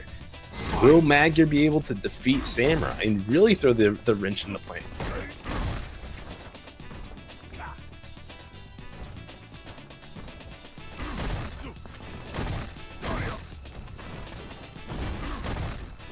Alright, really slow play coming out of both of these. Neither one wants to give the first big hit up, so they're just taking a lot of chip, a lot of gray life as they feel each other out here. What adaptations that they've made now that they've both seen what each other can do in a round. Nice, another DP here for Samurai. Being the aggressor here, he's going to build a little bit more meter depending on how aggressive he is. But nice walk back out of the run mix-up. Locking down this corner control, Mr. Mad Gear. No tech, very smart, but still, all these jumps have been anti-aired, nothing. And finally, he bit on the shimmy. He walks back and forth 4 times in front of his face. Toss him 1 time, try to hit him low. Not enough, needs 1 more for the stun. And Samurai backing off, realized that he was overcommitting here. Raw activation from Mr. Mad Gear. He's going to charge up, spin the critical art here, just get something to make Samurai sweat a little bit, but now he's going to have V-Trigger. And if I'm Samurai, I'm raw activating as soon as I can. Yo, mashing out of the Metro Crash. No activation. If he did, he could have killed, but just didn't do it in time. He has to do it on the first 2 hits of that EXDP. 15 seconds left on the clock and a lot of life to give. Mr. Mad Gear couldn't get away from that fireball. Caught him as he's tried to jump over it. And that's going to mean that Samurai going to go up, have 2 straight wins here, trying to tie things up for his team. This does mean that Sevle has to come out, and we're going to find out who's going to have the sweep here, right? Is Sevle's team going to be the first to go through and, you know, clean out all the rest of the players and have that extra life advantage?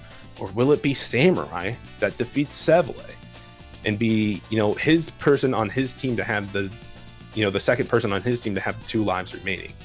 Of course, Sevle on his team does have 2 people with 2 lives. He has Luigi and Gumby. I need 0 loyalty to go back of Q here so we can get Sevle going.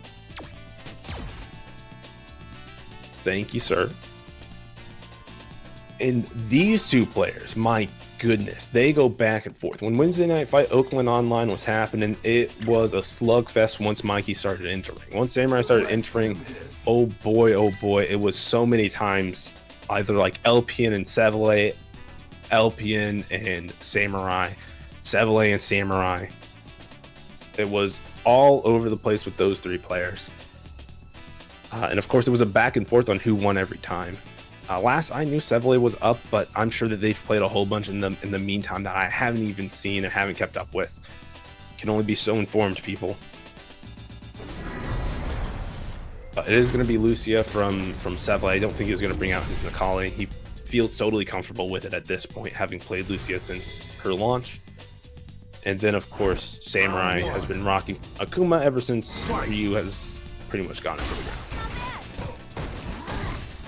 All right, you know, pretty much a stronger start here from Samurai than we've seen in other rounds, but Seville answering the match, has corner control here, forcing these options out of Samurai already. Reversal light DP, felt the throw coming.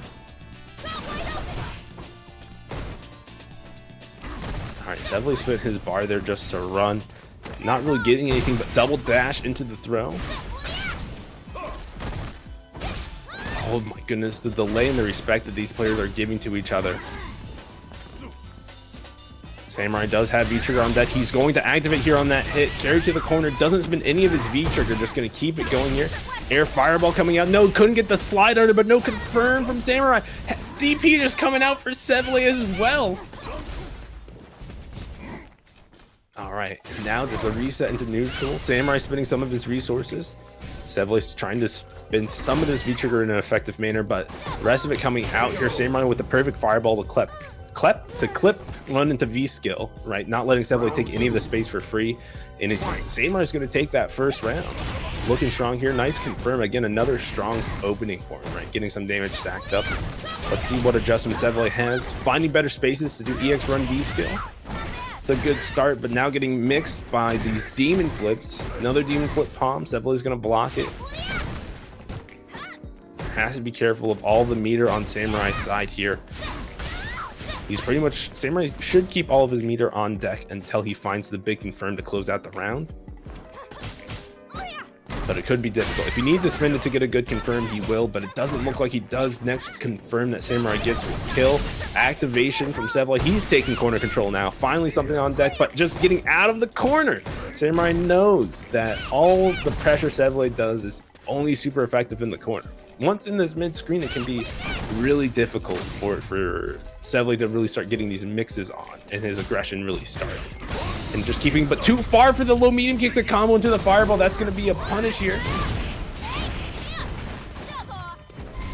Oh, teleport just to get out, but missed the punish. Seville now locked down here in the corner. What can Samurai do to close that one Fireball? He only needs one more confirm.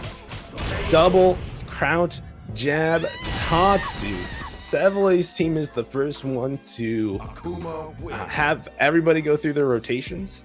Splice Helix, if asking, so does everybody have 2 lives? Everybody has 2 lives, but now that we've gone through, the people that have 2 lives left are going to be Luigi and Gumby on Seville's team, and Mario and Samurai on Samurai's team. So now that everybody has played, we pretty much can go all around the horn again, depending on, you know, if each team captain wants to do a different team order, if we're going to see the same 2 people start again. Samurai's won 3 matches in a row, so I don't think he can continue playing. So we definitely have to get somebody new from Samurai. But if Seville wanted to put himself in again, I believe he could. But again, we have to see here.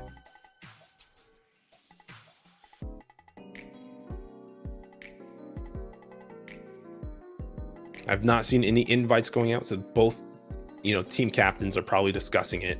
Seville is the first one to act here. And it's going to be Gumby, aka Nerf Vega, coming in here.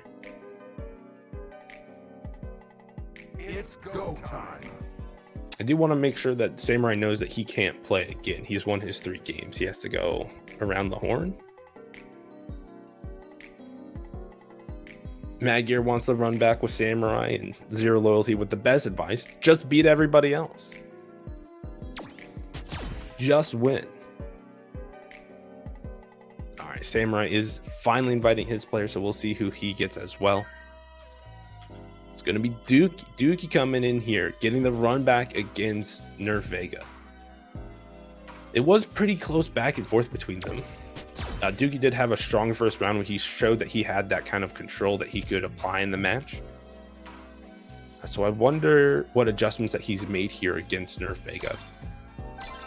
Nerf Vega, of course, in his 2 rounds that he won, really started to, start playing the Seth neutral, so a lot more dive kicks, a lot more active, finding ways to put Dookie into difficult situations.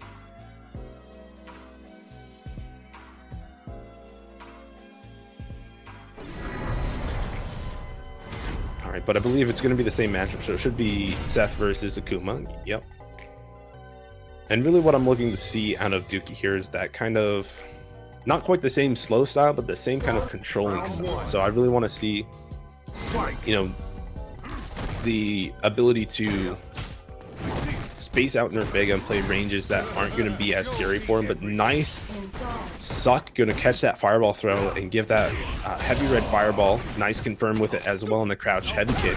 Has corner control now. We're seeing that Nerf Vega is not giving Dookie any space to control the match, right? And I'm sure that Dookie got a whole bunch of tips from Samurai, again, another Akuma player, who we saw beat the set that he went up against, right? So Samurai did beat Flaquito. Oh, we'll see what goes on here. Heavy red fireball. The Demon Flip just going to swap sides. It looks like Nerf Vega tried to stop it. V-Trigger on deck for Nerf Vega. Finally, the anti-air coming out. Something that everybody's afraid to do against Seth. But Demon Flip throw going to miss, but not a big punish. Dookie's trying to hold on to his V-Trigger here, turn teleport out. That's over for Nerf Vega's V-Trigger. Now a V-Trigger of Dookie's own, but not getting much off of it. Nerf Vega just checking with a jab. Now we're back to this neutral. One dash up throw is not enough to kill. It's quite unfortunate for Dookie here. I think he was really looking for that to kill. Tried to go in and a Demon Flip palm. Nerf Vega may be thinking Demon Flip throw was coming. So definitely a good adjustment here out of Dookie. You know, maybe Nerf Vega also misses EXDP, but trying to anti-air Demon Flip can be real dicey sometimes. All right, gonna jump over, finds the punish, still just a jab, but something's better than nothing, especially against a low-life character like Seth. Counter hit conversion here in the corner. The sweep not enough for the stun, but the EXDP is gonna save Nerf Vega here. Dookie with the V-reversal, not wanting to give any additional pressure to Nerf Vega, but nice anti-air, getting a ton of damage racked up. But EXDP out of Dookie, giving it to him straight. All right, again, Nerf Vega trying to activate a whole bunch, V-reversing just the string into the activation. Raw activation here from Nerf Vega, but he's going to get punished with the heavy red fireball from Dookie. Nerf Vega wasn't able to move that ball in a spacing where he could absorb those hits, and so had to take it. And Dookie showing that, you know, really showing him that, you know, I have the ability to beat you, and that's going to be Nerf Vega losing their first life, so that Nerf Vega is down to only one life, matching the rest of his team here. I believe that still puts him back in the queue, so everybody else has to play before Nerf Vega can play again. But again, the second life coming in is, again, this time it's going to be Luigi's second life, or excuse me, Luigi's first life coming in. We'll see if Dookie can also eliminate that. The Guile versus Akuma matchup is really real back and forth. It's kind of volatile. Akuma's love to say that it's 6-4 in Guile's favor. Guile pretty much calls it 5-5 or 6-4 in Akuma's favor. And again, it's such a volatile match. We've seen Tokido and Daigo go back and forth a whole bunch. So we'll see how Luigi is able to kind of apply the pressure to Dookie, how Dookie's going to try to get around the sonic booms and apply his own pressure to Luigi here. Again, Luigi's not afraid to flash kick. We'll see how Dookie kind of adjusts to this Guile play. If he's going to feel comfortable trying to use medium kick to go through some sonic booms, or if he's just going to mostly rely on walking in closer and, you know, looking for the jumps or the counter pokes to beat out the booms, or if he's just going to stand back, throw red fireballs, which can also be, you know, a difficult way. And you all talking about ice cream in the chat?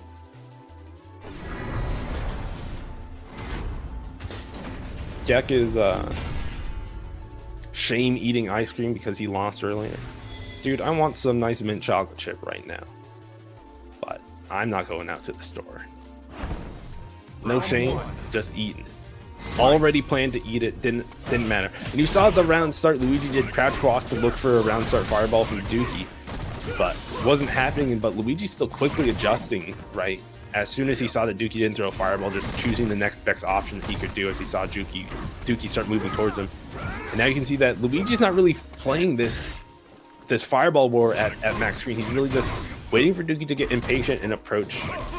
And the jump air fireball is going to be the approach that wins out here. Nice shimmy on Luigi, tying up the life lead, and a tech on the reset. Luigi no meter, and this is going to mean that Dookie is going to be able to apply some pressure here. Trade there still going to work out for Dookie, allowing him to dash forward 2 times, keeping his corner locked down. Has to start trying to look for a jump or a medium kick through, and you saw that Luigi, as soon as he threw a couple of fireballs, realized that Dookie was, could start looking for that medium kick taunt through the jump in. And so stop throwing fireballs, really trying to find his approach here. But Dookie trying to lock down V-reversal on the plus. Didn't want to hold any of that mix. Nice jump back again to avoid the air fireballs. Too far to juggle, and also out of V-trigger, but another shimmy. Baited the throw this time on the reset. And Dookie looking unstoppable here, trying to take Luigi's first life as well. Tie everybody up across the board on Seville's team to 1 life each.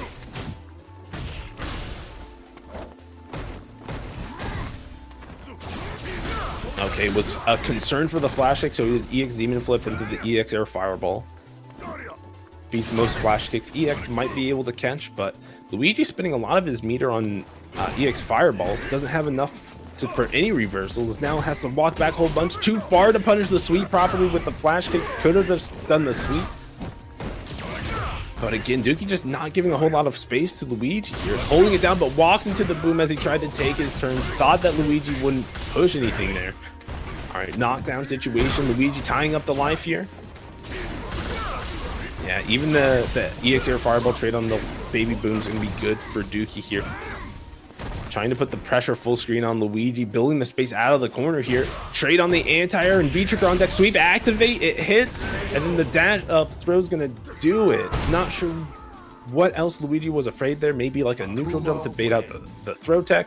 Maybe another forward fierce. We've seen that a couple of times to beat the throw. But Dookie, again, tying up all of Seville's team to 1 life across the board. Nobody has been completely eliminated. Everybody still has a chance to play. But on Samurai's side, both Mario and Samurai still have their 2 lives. So we'll see who Seville decides to bring in next. Dookie, of course, is still in it. If he wins this next game, he'll have his 3 straight and continue to hold on to his 1 life. Or if his opponent eliminates him, that is going to be it. But it is going to be Blarlad out of Seville here, trying to put a stop to this damage that Dookie is doing to his team. So somebody here is finally getting eliminated. It's either going to be Dookie out of Team Samurai or Blarlad from Team Seville here. So let's see who's it going to be here as we start getting things going here. Blarlad not readying up. Please don't send him back at the queue. You're an asshole. Everybody back at queue again.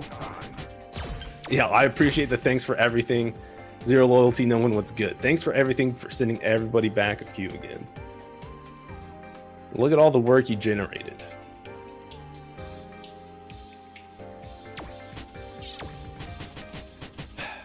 Just waiting for people to go back at queue. Seville, we need you back at queue.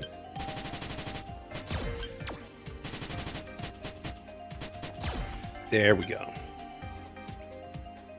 Blarlad on deck for Team Seville. Let's get things going. Dookie waiting this time appropriately for Blarlad to start things off. Didn't want to send him back for queue again. Wanted to make sure he was here. And they're going into it.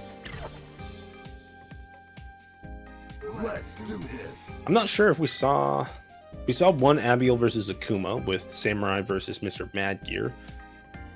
Interesting to see what adjustments, or excuse me, how Dookie and Blarlad will approach this matchup versus Samurai and Mr. Mad Gear, where it felt like Mr. Mad Gear and Samurai were both playing really slow until somebody else had the life lead, and that really kind of started forcing the other player to approach.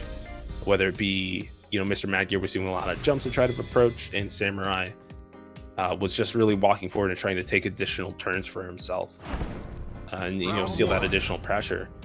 Blarlad himself is a pretty patient Abigail until he needs to not be, but nice stuffing that crouch fierce out of Blarlad here. Dookie getting his pressure started first. Demon flip throw, stop trying to parry me, says Dookie, but lockdown in the corner here. Alright, these same heavy kicks trying to do stuff. This time the parry, trying to beat out the demon flip palm, but the demon flip kick, of course, the extra delay there's going to win out. And Blarlad's the one having to approach here. The parry just to get out of the corner, I agree.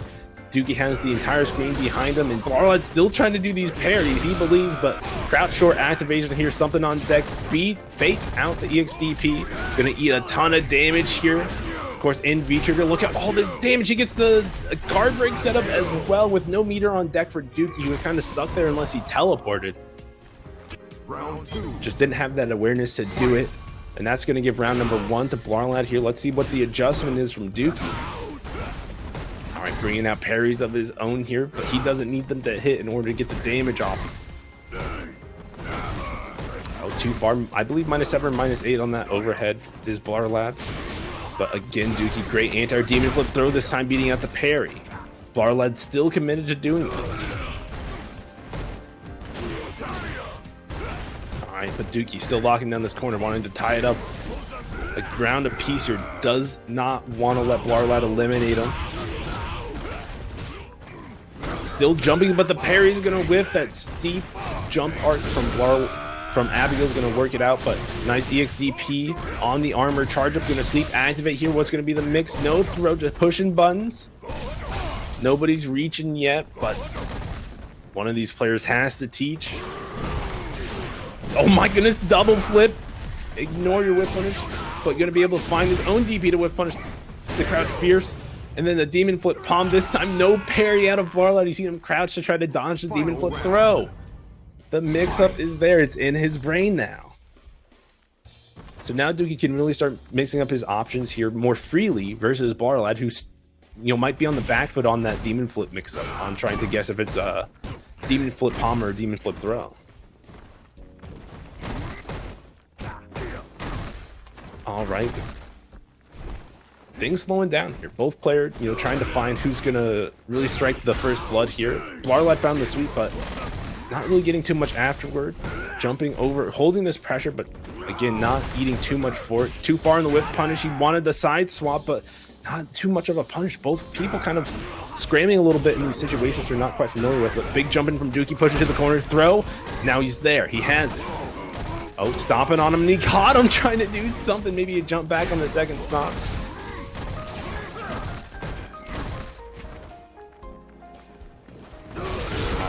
Nice confirm into the activation, just anti-airing him. Teleport out from Duke. Now didn't want to hold any other guard crush setup. Found his own activation with low medium kick into fireball. And we're going to the other corner now this time. One more touch will do it. Got the shimmy, but didn't believe. And run him at him. Tried to knock him out of the sky with the punch, but got clipped by the EX fireball. EX air fireball, excuse me. And the red fireball, you're not going to be able to push all those hits out of there, and that's going to be Dookie finally eliminating the first player. Blarlad is out for Team Chevrolet, and Dookie keeping it on deck for Samurai. Although he does have to go to back of the queue, he's won his 3 games, and he gets to keep his life for now. So let's see both who Samurai and Chevrolet are going to invite to this lobby. Of course, again, both players have to swap out. Blarlad, of course, out. Like I said before, Dookie won his 3 games. 3 win streak is just so that we can keep a fresh rotation of players going through, and it's always great to see it. We've actually haven't seen a single person win 2 games and then lose. Like everybody has gotten their full streak. Nobody's only nobody's put an end to any streak. I don't even think that we've seen anybody beat somebody and then somebody else comes in and beats them. It's always 3 apiece. Like every single player wins their 3 games. It's like the momentum builds up for them, which is pretty crazy. But we're going to see Flaquito out of Team Chevrolet, and I wonder who we're getting for Team Samurai here. If Samurai himself going to play, or is going to invite somebody else to the lobby? Again, this could be the run back. Samurai did beat Flaquito earlier, but I'm not sure if Samurai wants to put himself out there already and put himself back in the queue already.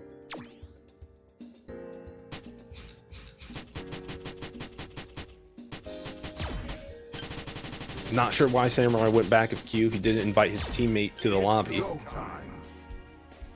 So we don't have anybody for Team Samurai yet.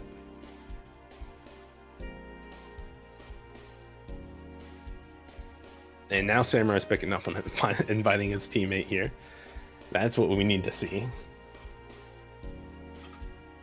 I love the nonverbal communication that we can give to the team captains here of like, just keep going back of queue until they invite somebody. And then, you know, they figure it out eventually. Like, oh, hey, we haven't invited anybody yet. Or the person that we invited hasn't joined yet.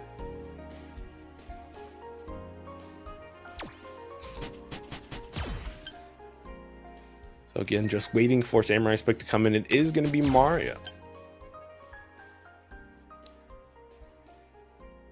Mario, of course, one of the 2 people on Team Samurai that has both of their lives. Samurai being the other one. Yo, Fitted Cap, thanks for the follow. I see you. Eyes open. I'm sure we've gotten a bunch of follows. I know I Love Laser followed at the beginning of the stream. Fitted Cap followed here. I'm sure we've had some more in the middle. But, you know, it's always great to see people come out here and support me commentated tournament solo, which is great. I love commentating solo. I don't get to do it that often. Everybody says, like, hey, we need to pair you up with a co-commentator. I'm like, sure. But commentating solo is real fun.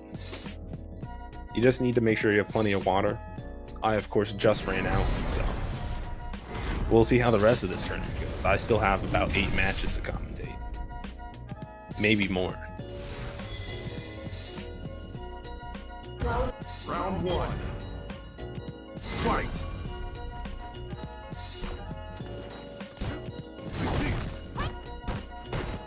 All right, but again, just a slow start for both players here, but Mario striking the first blood with the throw, but Flakido not staying out for long, immediately coming back in here with these dive kicks. Nice whiff punish on the whiff V skill.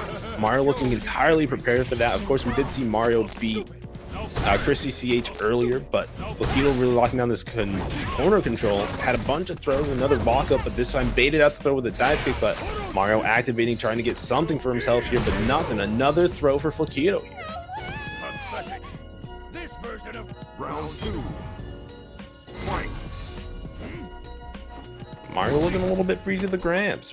You know, he does have V-Trigger too, that does give him a parry. So if you think like when you have access to that parry, like you know you want to use it. So Flakido read that, you know, he's gonna keep looking for these dive kicks, so I'm just gonna keep walking up and throwing them. And again, Mario doing a super good job staying blocking the axe kicks just to make the minus and taking his turn afterwards as well. And this time he's the one throwing Flakido here, stacking a lot of damage, but let the stun go away here. Another throw, but not much else. You know, really both players kind of slowing down. Flakido trying to find his opening, but nice check there with the jab counter hit conversion for Mario, tying it up around a piece. Final round. Had to spin the bar to close out that round, but of course, always important. Dashing forward, no counter, so couldn't convert. Oh, and got sucked in at the max range. It's going to give the Orochi to Flakido here if he chooses to use it. Was going to use it to keep his slide safe, but instead Mario got hit and is now getting pushed back into this corner. Max range whiff punish and a whiff punish on the dive kick. You love to see that happen as well. Look at all this corner carry that he did, and not a back throw from Flakido. So we're going to keep this screen. We're going to keep this game in mid-screen. Excuse me. But Flakido doing a good job not getting caught by any of Mario's low forwards, just staying outside of those ranges. Going to activate himself, just get rid of the V trigger on Mario's side, which is acceptable. You don't want to have to deal with those parries. Okay, too far for the first throw, but a slight walk forward on the second one. Flakido just didn't believe in it. No whiff punish. He buffered a little bit too strongly there and went in with a command dash anyway, but still working out for another throw, and this neutral just really slowing down here. Neither really wanting to bait the whiff punish, but too slow. Needed to spin meter there, but Flakido's going to be the one that spins meter, getting the punish. Should do enough here. Only had, you know, 5 hits before the button into the hands. Luigi losing his first, excuse me, Mario.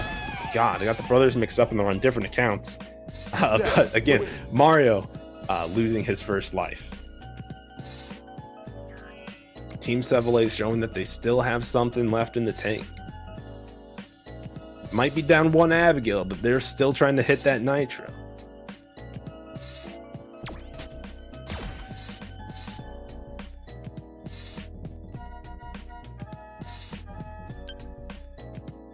But Samurai's plan didn't work out there. Mario did go down. We'll see who he gets on deck next. Is it going to be the man himself, or will it be somebody else? Somebody else it is. You see Samurai opening up his invite menu. He does have a bunch of people still left on his team. A matter of fact, everybody's still left on his team. So that's going to be Gexy, Mario, Anthony, Hylex, Dookie, Spice Helix, and a trusty Penguin, as well as Samurai himself. We're going to see the Spice Helix come in here. We didn't get to see Spice play too much last time. He got pretty much run over by Nerf Vega. He did have one solid round for himself, found that Nerf Vega wasn't teching, and just threw him about 5 or 6 times in a round and took it. So we'll see what he's able to do up against Flaquito Seth. You know, the Flaquito and Nerf Vega have a little bit of a different style. I feel like Flaquito isn't as aggressive, controlling as Nerf Vega. Maybe a little bit more inexperienced with the Seth itself. Nerf Vega feels like they are one with Seth at this point.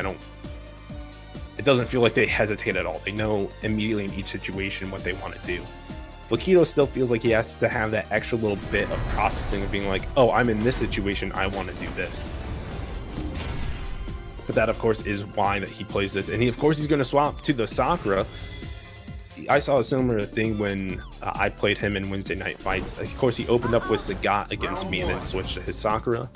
But he did get 7th place this week at Wednesday Night Fights. So the Sakura pick definitely works out for him as well. Getting a crush counter, nice confirm as well. Didn't spend the V skill to follow, just getting a regular dash forward. Alright, nice jump over the fireball. Gonna be able to get the combo after the medium kick. Tatsu double dashed forward. Spice didn't check it. It's not the real Oki situation like that in the corner. Gonna flash kick the follow-up dash after the V reversal. Getting the jump punish on the jump itself, but not checking these dashes still. Sakura does have a pretty fast dash herself. I believe 16 or 17 frames, but EXCP not enough, needs one more. Baited out the EX flash back throw for maximum meter build himself. Flaquito looking solid here. And are we going to see the trend continue where every single person that starts winning wins 3 straight games for themselves? Only time will tell. Okay, got the shimmy, not enough for the stun, one more. What's it going to be? The throw bait again. Not going to have enough to kill me. One more situation after this. Will Spice Helix flash kick again? He will, and it gets baited out again. Flaquito had the same thought as I did. Spice Helix back up against the wall. No life left really to give. Says, screw it, I'm just going to spend it all. Spend what I can. You know, no perfect on Flaquito's side. He did get hit with the flash kick. But does it really matter? Get the hood perfect. You feel just as good. You're like, yeah, I made him EX flash kick. I made him eat all of this pressure. And then I blocked him at his last attempt. But Flaquito taking it rapidly.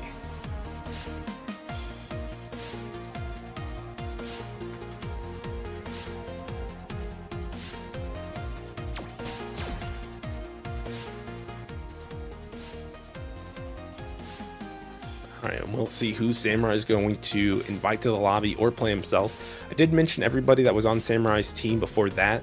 But on Seville's team, just to remind everybody at home, we do have Mr. Madgear, Chris CCH, Blarlad, who we've seen and has been eliminated. So he's no longer with us. We have Luigi, Gumby, aka Nerf Vega, Flaquito, who we're seeing currently, and then Shadoken. As well as, Seville himself. Blarlad, he is no longer with us. He hasn't died, but he's not part of this team tournament anymore. Maybe still in spirit, he can still watch the matches and give his own advice and input on them, but he's not allowed to play anymore. He's lost both his life. He's been double eliminated from a team tournament.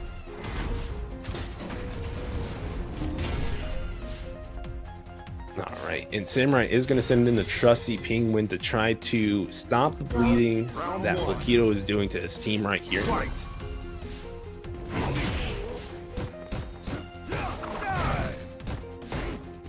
But of course, Spice Helix has been eliminated for Team Samurai. And so far, Flaquito locking down this corner control. Trusty Penguin trying to get out after the plus heavy spin kick.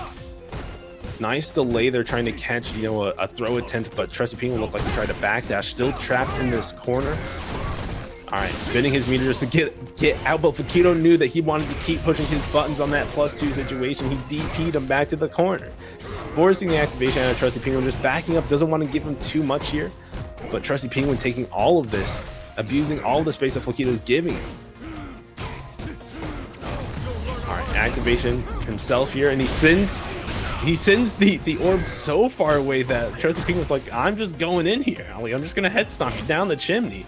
And jump back jab, just keeping this guy clear. -2 after this EXTP. Will it happen? No, just gets tossed. He's going to activate again. He's built 2 activations. This time getting the toss. Orb's still there, still a problem. Another head stomp, and this time he beats out roundhouse and air, but didn't confirm the rest of his combo. He can get chipped out possibly. Oh, okay, plus still. Goodness. Even just raw super's gonna do it here and does it on the minus flames on the scissor kick. Very smart. Flaquito keeping it strong. He doesn't want to be the one to break the streak of somebody not winning 3 straight matches, right? You never want to be that guy, right? So he was able to keep it solid throughout, really put Trusty Penguin on the back foot with both V-trigger activations. Finally getting an anti-air out of his side as well.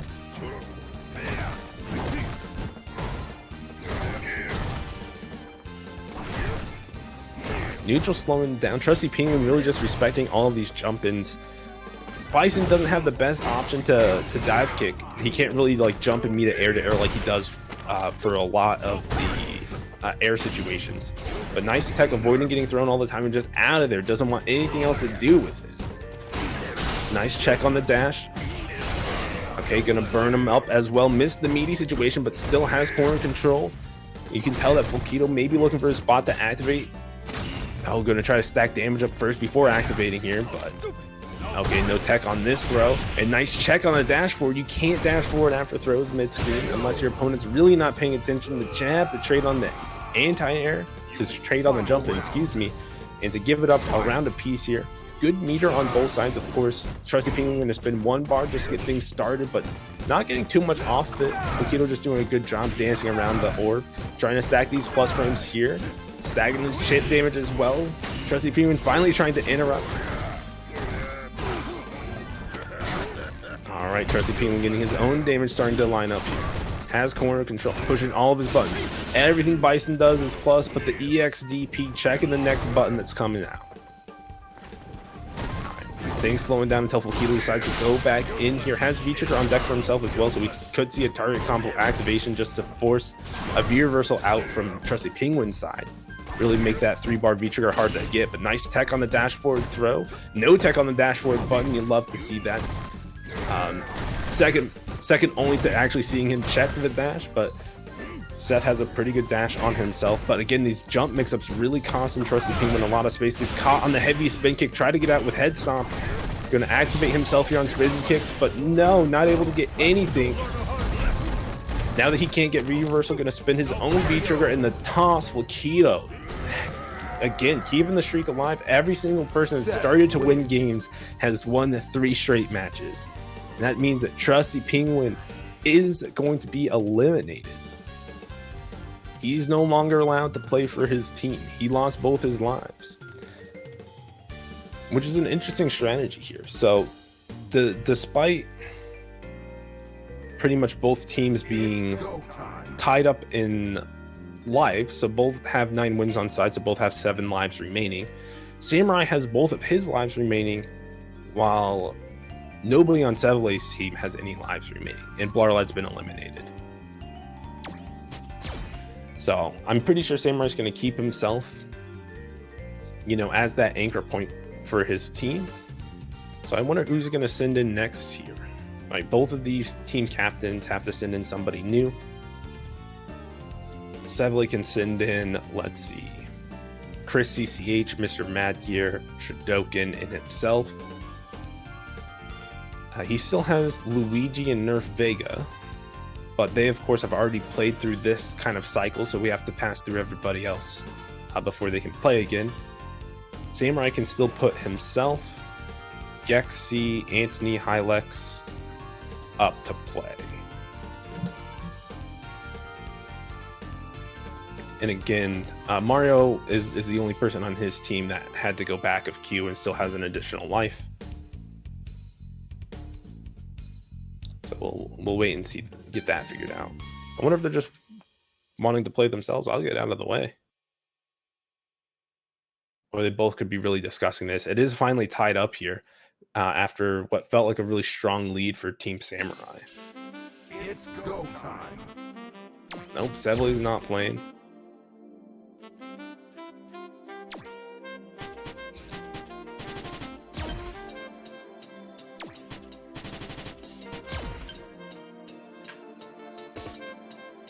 We're trying to get something here. See what these people, who they're going to invite.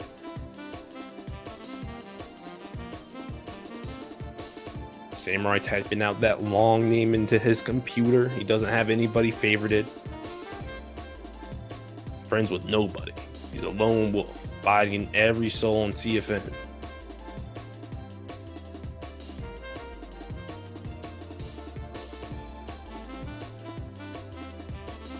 He's finished inviting, and I wonder if Sevely's gonna go himself, or if he's just waiting to see who Samurai has invited. I'm not quite sure.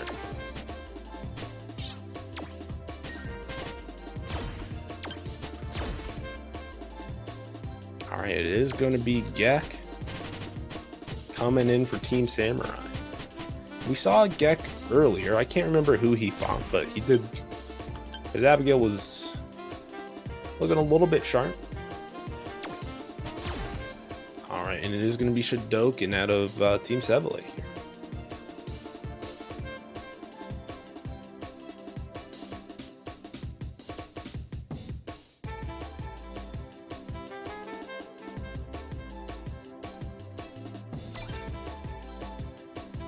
Alright, going into it, Gek does have Honda, of course, also has the Abigail, and we have already been seeing his Abigail all night here.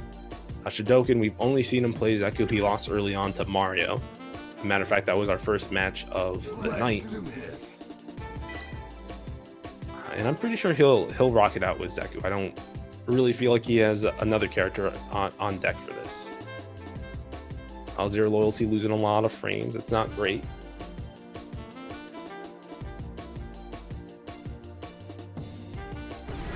Shreeve still comes across fine for me here.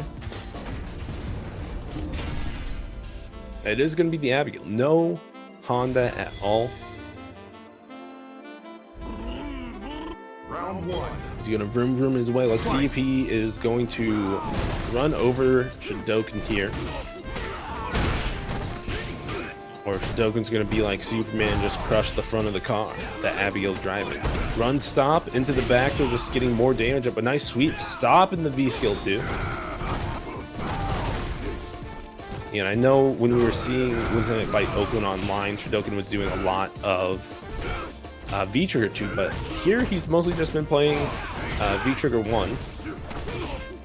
He was using V-Trigger 2 in Wednesday Night Fight, so he's using V-Trigger 1 here. Finally deciding to give it up when he doesn't need to go through those fireballs. Just keeping the pressure high, gonna slide, activate. Of course, you can use as soon as he's switched his stance that that's what he was going for, but the Bushin flip throw. Catching Gek standing after so many, Bushin flip kicks, stuffing Gek in the face. Stop jumping. Catches him in the early jump frame. Couldn't get the punish there on the Graham, but Shadoken's getting his punish looking real sharp here. The trade's even going to work out there. Oh my goodness, just mash it, dude. One more for this stun is all he needs. The throw will do it.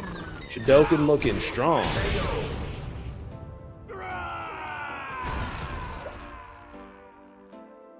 Zeku wins. Rapid. That was one of the fastest matches that we've had so far. I think Nerf Vega has been the only one that might have had a faster match. But even then, Nerf Vega plays really slow until they really get things started. But we'll see who Samurai decides to throw in next. Gexy has been eliminated, so we won't be seeing him again. But Samurai can still throw in Anthony or Hylex or himself. Dookie, of course, Dookie and Mario DB are waiting back in the wings.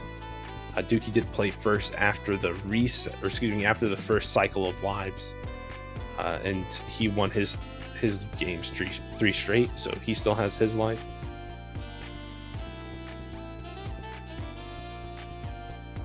But we're waiting to see here who Samurai is going to throw into the ring, Anthony or Hylex or himself. Yo, Rated Ripper 83, thanks for the follow.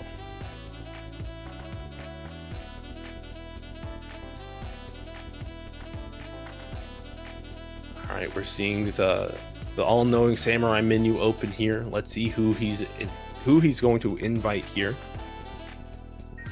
Again, I feel like against Shodokan, you invite Anthony. As I was saying it, Anthony showed up in the lobby. It's like I knew. These guys, of course, at Wednesday Night Fights, Oakland, have gone back and forth a whole lot. So I'm not surprised to see this. I believe the last couple of times that I saw them way back in March or April, Anthony's was getting the better of the match, but it wouldn't surprise me if in the meantime, Shodokan started, winning the matchup, or even if Anthony developed, additional things to do in the matchup against Shodokan. It could be a real back and forth between these players that know each other and have played each other a whole lot.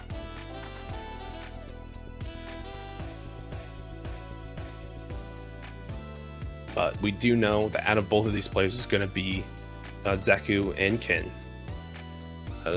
Shodokan does have some other characters, but he's been hard committed, similar to Sevle, with trying out these new characters. So Sevle sticks with Lucia all the time. Shodokan's going to stick with the Zeku, and of course Anthony has had no love for any other character. He's played default Ken, default color since the beginning of time. All right, and again, we're just seeing the slow play out of Anthony here, just trying to walk Shodokan down in the quick switch to young form, but still getting crosscut anti. It's one thing that Anthony will consistently do. This time hidden in front. Even the one hit there, just keeping the corner locked down here. Oh my goodness, the extended hurt box on the Grand getting stuffed. My goodness, Anthony looking like he's really practiced this matchup and knows exactly where to stand. Nice whiff on it, all the way to the corner with the EX Tatsu. Missed the meaty situation, and out the corner with the wall dive.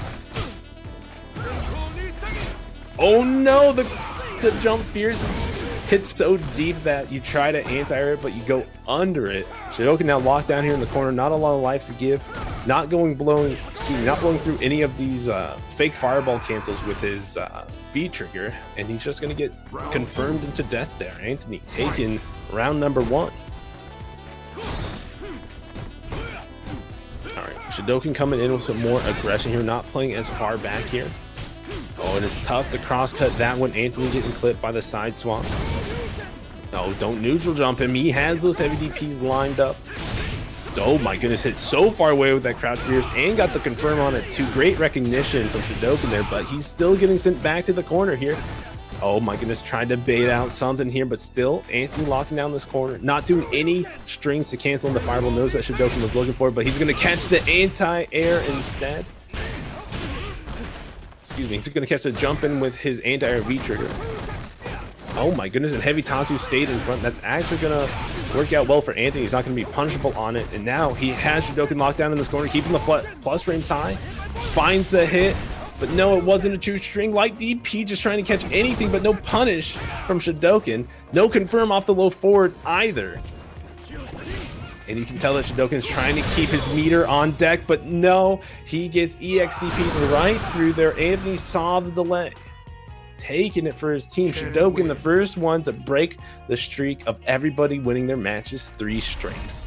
He's the first one to get interrupted on. Anthony doing an excellent job of denying him that privilege, sending him out of this team tournament. He's done for his team. He's relegated to being a spectator, watching and helping on his match. And we got Chris CCH already in the lobby from Team Sevle.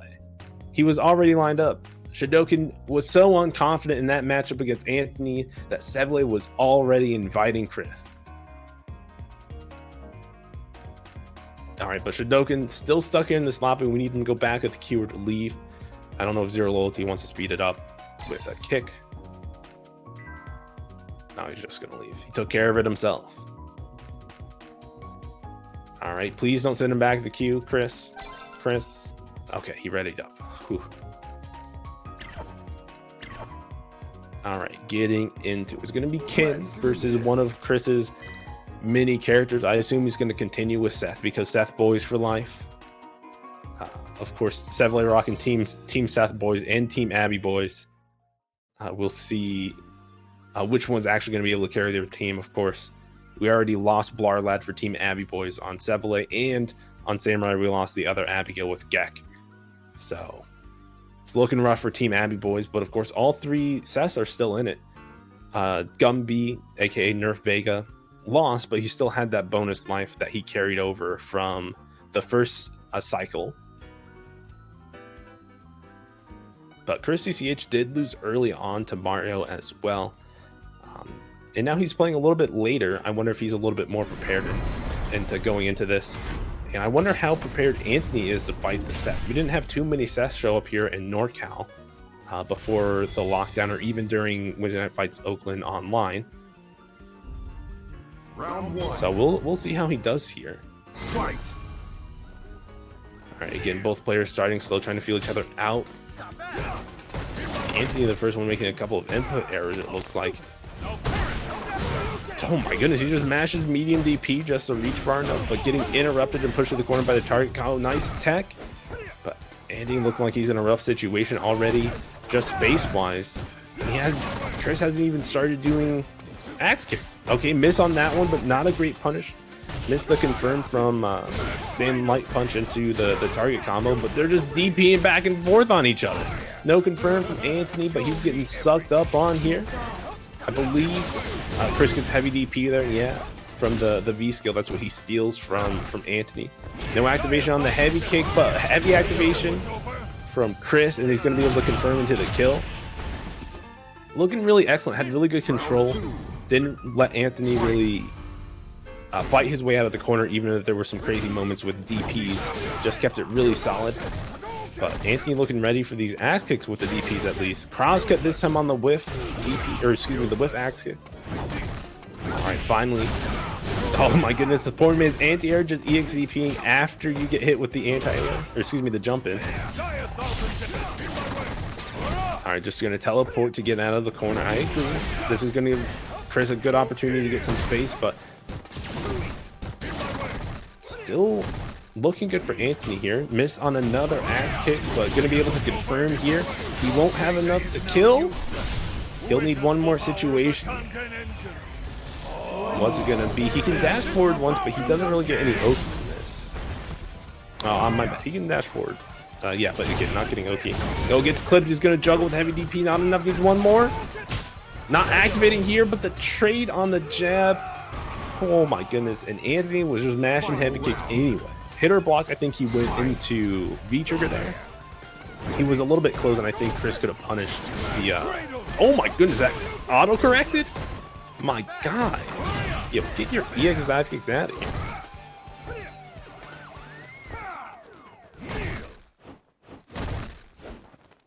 All right, and there's been excellent adjustments out of Anthony here. Really controlling this neutral space with these stand medium punches and roundhouses. Oh my goodness, and the punish just going to get the back throw, just cutting off the screen for Chris with the jump out. They're playing leapfrog right now, ladies and gentlemen. But okay, Chris, the one to anti-air solidly there. Miss another axe kick. Not getting heavily punished for it either, but we're now going to the other corner. Super on deck for both. V-trigger on deck for Anthony, but no confirm off of the jump medium punch. We're going to activate here for Chris. Teleport to get plus frames, and Anthony just walking out. Knows that the mix-up's not really real, but confirm into the critical art. Is it going to be enough? Don't believe so. He's going to need one more touch here. Yes, sir. I was right. Was it going to be just going to take more plus frames here? Try to get the overhead, but too far, and Anthony is playing it real patient. Doesn't want to overcommit on anything. Looking for his point to activate. Another EX dive kick, but no, it's not going to work out. Chris just going to duck under and get the jab on the other side. And now we're just seeing both of these teams just slugging away, not allowing these streaks to build up at all, just training it 1-to-1 back and forth. But again, Samurai's only option here for players is himself or Hylex. to go up against Chris CCH. So we'll see what he chooses to do. Of course, we do still have Mario DB and Dookie on deck next time around. Samurai, of course, does still have 2 lives, and Hilux is on his last life.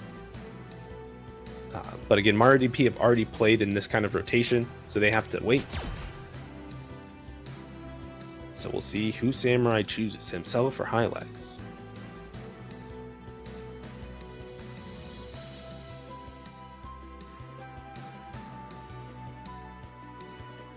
Team Chevrolet up in the set, looking strong. Chris CCH doing what needed to be done, but again, they're swinging back and forth now. It's no longer like the big 3-0 shifts back and forth, and now we're just seeing a game, or excuse me, a set and a set and a set and a set, just stacking up on each other here. Samurai opting to not play here, but he needs to invite his player as well.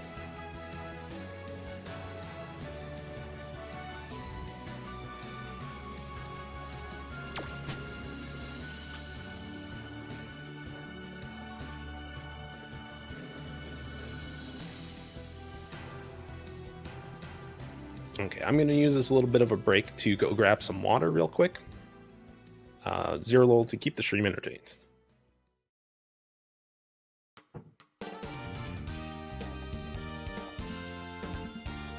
God damn, this is taking forever. Everyone's gonna decide to 3-0 until it gets close to loot or get close to being over. Oh shit.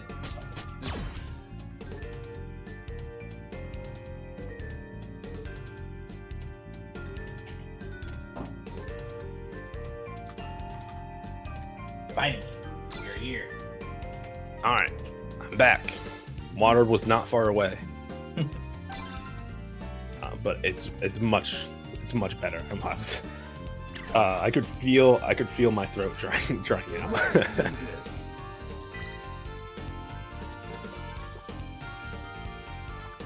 Oh, absolutely. I commentated like, I don't know, probably 7 or 8 matches with no water. This was after like the 16 matches that we saw where I did have water. But again, we are going to see the Hilux. Again, it was really the only choice Samurai had here. It was either himself or Hilux. And let's see if he's going to be able to put a stop to Chris CCH. We saw that Hilux played, I believe, against Nerve Vega, and it didn't really work out for him here. And so, again, it looks like we're seeing some of this Seth and unfamiliarity come in again. Right. Yeah, I wasn't paying attention that Seth was looking for that anti-air there, and he had it on deck with the full punish as well. Just tossing him now. Out the corner, but just got punished. Ooh. Yeah, so it's looking a little bit rough here for Hilux. Chris is just running his game plan here, right? And Hilux hasn't really put any additional force down. Miss on the Axix, going to get punished, and finally Hilux starting to get some good damage stacked up here. And now Chris looking a little bit hesitant on these anti-airs. Knows that Hilux can go for dive kicks or air fireballs. Man, the stun. Maybe I was wrong. Maybe Hilux does know what he's doing. But again, he hasn't been on defense. I've never seen that combo before. One for the reset too, but you're going to see the activation here. And Hilux just has to block it out. He took all that chip damage and put him in the corner, found the hit, got the shimmy as well. Can Chris bring this all the way back? Oh my goodness, no. He can do the heavy axe kick in the corner. And it does the same stun and damage as the forward heavy, but you don't have to worry about crossing yourself under, but it doesn't even matter. Chris is doing all this damage anyway. Alright. EX Hekatonkery is not going to work out there, and Hilux finds his activation point, but didn't confirm the rest of his combo, didn't cancel it all, didn't anti-air either. Red Fireball didn't have the interrupt, and he's just going to spend it all here. Right? Didn't want anything to happen here, didn't want to jeopardize his team by refusing to spin the meter. So he's just going to tie it up here around a piece here, trying to take Chris out as early as possible. Alright, now you can see both these players respecting each other's neutral. You knew that early on Chris was definitely not respecting Hilux, and you saw in the second game that as much as Hilux respected Chris, he was taking all the space, but Chris going to take the corner control first here. Has a really good life lead stacked up here as well, forcing Highlights to spin some of the V reversal just to get out of the corner. But nice anti-air back into the corner. Oh my goodness, and gets the stun. He's going to have plenty of time and plenty of damage to get that kill. Chris going up 2-0 on his streak here. Will he be able to be stopped by Samurai here, though? Samurai, of course, has to play. He does not have very many players left for his team. It's just himself, Mario, and Dookie. Mario and Dookie have already played in this rotation again, if I've said about 1,000 times at this point. So Samurai does have to play here. And for Sevele's team, we still have Sevele himself, Chris CCH, Mr. Mad Gear, Luigi, and Nerf Vega, if I'm correct here. I think the only people we've seen go out for... Oh, and Flaquito. Flaquito's still in as well. So there's a tall order ahead here.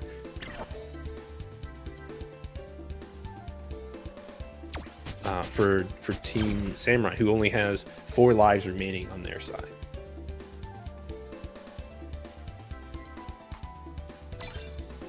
I do appreciate Chris CCH not going back, or not forcing Samurai back of Q. Just timing him out as far as he could, and then just letting it undoing his force, undoing his skip on the Q. All right, but we're going into it. We saw that Samurai beat Flaquito pretty handedly here. Let's see what Samurai can do to Chris. Chris, of course, is, I wouldn't say a better competitor than Flaquito, but maybe more comfortable on Seth. I don't know when Flaquito switched to Seth, but I definitely know that Flaquito's been, we've seen him already play Sakura in, this team tournament on Wednesday. I saw him play Sagat. So I wouldn't be surprised if Flaquito's maybe missing some additional experience that Chris might have in this matchup. Round 1. But we're going into it. All right, they're feeling each other out. Chris getting that max range suck, going to have that heavy red fireball that he can use now to keep himself safe on some certain strings. And Samurai just feeling a little bit, hasn't quite felt out this match, right? Like really trying to find his spacing, but nice confirm there from Chris. Pushing to the corner, but nice jump from Samurai and a punish with the light DP on the hands there. Yeah, he's going to activate V-Trigger just to force the V-Reversal out of Samurai, which I think is smart. You don't want to give Akuma that activation point, but still plenty of life on Samurai to build up that last V-Reversal, or last V-Meter bar to build that V-Trigger. All right, no challenge on the -2 stand medium punch there from Samurai, just opting to block it out. And no miss the trip guard punish. This is going to be big damage here. Red fireball, not going to be able to get enough, but no quick rise from Samurai. Oh my goodness, and he finds the hit, going to activate here, won't have enough to kill, needs one more. Hard knockdown, what's it going to be? Instant air fireballs, and Chris blocked and got the jab punch afterwards. If you do it that quickly, of course, you don't get your plus frames as Akuma. So Chris knew that and challenged appropriately, and he's looking at super solid here, really giving it to Samurai here. Strong start to this round as well, beating out the demon flip.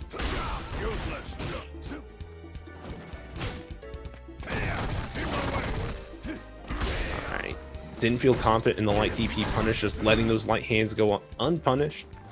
Samurai doesn't want to make any big errors, but no, the crouch medium kick too far to confirm into the medium kick Tatsu. Lockdown in the corner now. Let's see. Building space for himself. EX Demon Flip's going to get himself out. But activation here, we're going to see the V reversal. Again, we see the V reversal. And again, eating that one hit of the fireball or the V trigger is definitely worth it. Just to get out of the mix up where Chris CCH is going to get more damage if he actually gets the hit. Oh, nice dash check as well at that range. Okay, keeping this corner locked down. Does not want to give up the corner, but he has to. He gets back thrown and then a forward throw on the shimmy. No, gets stuffed on the EX stop sign. What does he have? Super on deck for Chris CCH. He has to be careful. Samurai has to be careful. Chris has to be careful not to get caught either. And the Demon Flip Palm is going to catch. Oh my goodness. But that does mean Chris goes into this final round with full super on deck. He can make a very, very big lead for himself here, or push to the corner with the EX spin kick if he's able to find the confirm. All right, but first up on deck is confirming that V skill, and he does using it to get some space for himself with a follow-up throw, but checking afterwards from Samurai. No, anti-air doesn't want to deal with dive kick shenanigans, just going to block it out. Samurai, even in the face of bad decisions, like, hey, I can either try to anti-air regularly, or I can not anti-air and, you know, hold the pressure and be fine. But again, a lot of pressure, a lot of damage stacking up for Chris CCH because Samurai's just waiting for the activation to happen. Oh my goodness, crouch roundhouse confirm into critical art. Probably just a buffer, and he saw that Samurai walked into it. That's gonna kill Samurai, losing his life. That does mean that there's only 3 lives left for Team Samurai here. Samurai himself, Mario, and Dookie are the only people with lives, and Team SFV is rocking twice that with 6 lives. But this does mean that Chris CCH has to go to the back of the queue for his team. He's won his 3 games straight. And I believe that means that SFV has to play for his team as well. SFV or Mad Gear, right? Because Flakito, Luigi, Gumby, and Chris have all played. Only SFV and Mad Gear are left on his team. And of course, Samurai has the option to put himself, Mario, or Dookie, I believe. Maybe not himself. I mean, the entire queue has gone through here, so I guess he could put himself back up if he wanted to, but it looks like he's inviting somebody.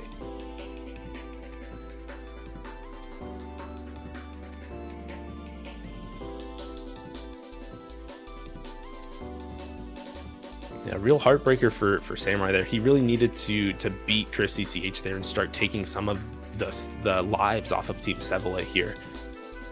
Being down, you know, by 3 at this point, where, you know, the other team has to win half as many matches as you do, can be a pretty difficult situation. But all it takes is one person to go on a pretty good streak here to tie things up.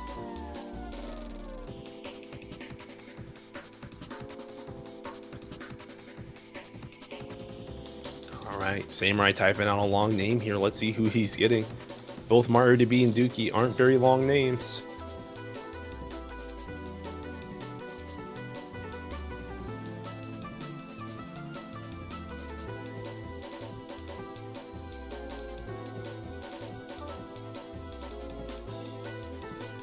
The weight is immense. The tension is rising.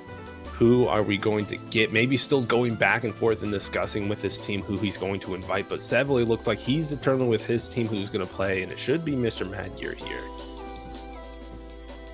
Not himself. He's still, again, like Samurai, keeping himself in reserve as that last person standing. So there's Mad Gear. We're just waiting for Samurai's man to get it in here, and there is Mario coming in to kill. We did see Mario earlier against Blarlad look pretty solid. I believe took it either 2 straight games or something close to that. Excuse me, 2 straight rounds. But Mr. Mad Gear, again, just a different Abigail. Maybe, I can't say like a different breed. I can't say that, you know, Blarlad or Mr. Mad Gear is better, but they definitely, you know, have competing styles, or like at least like the small things. It's hard to have like a full style as your own, like Street Fighter 4, but you definitely have ticks of things that you do, certain things that you do in each situation, and knowing and quickly adapting to 2 players playing the same character but having different things that they do in these situations is going to be very key for Mario to pick up on here. Right, we saw earlier that Mario had a lot of strong low forward confirms against Blarlad, but who knows? Mr. Mad Gear might stand at a range where low forward's not as effective. Round 1. Fight. But going into it here, just keeping it solid. These crouch jabs coming out from Mr. Mad Gear, trying to control this space. And again, just respecting Mario's plus frames when he has them. Waiting for Mario to push himself out. Checking these Nash forwards as well. Mr. Mad Gear, no stranger to this patient game.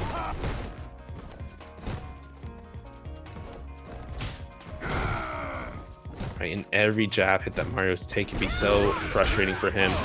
Getting met with a brick wall. The reset there still hitting Mario, and that's going to cost him extra life here. Not forcing Mr. Mad Gear to actually confirm and just assuming that the combo is going to hit. It's going to put him real down. Mr. Mad, you're still working on that perfect, but Mario still playing this patient, walking forward game. Nice anti-air, finally taking something off. Catches Mad Gear trying to walk away. Now we're getting things started here. Let's get the excitement going. We have corner control from Mario. Another throw happening. Okay, Mad Gear checking the command dash. Of course, if that goes through, Mario can either confirm into the Tenko and hit, or do the Orochi on block. He can just do the parry, but go into the heaven with the EX reversal there. It's going to get beat out. Excuse me, not beat out. It's just going to get punished. I guess it was beat out by the block that Mr. Mad Gear did, if we're being honest, but it's going to be a round for Mad Gear. Nice block on the cross under there. He was all prepared for it. Sitting on full bars, Mad Gear, and Mario's sitting close to it. Oh, too far to get the same heavy punch punish, but nice anti-air with the EX Tenko pushing to the corner, but no, nice tech from Mad Gear. Controlling the space for himself again, tried to get a cheeky little run throw in there, but Mario just backing up, not giving him that opportunity to start these mix. But now Mario with the life lead, forcing Mr. Mad Gear to approach. Oh, whiff punish, just with the stand medium kick, nothing big.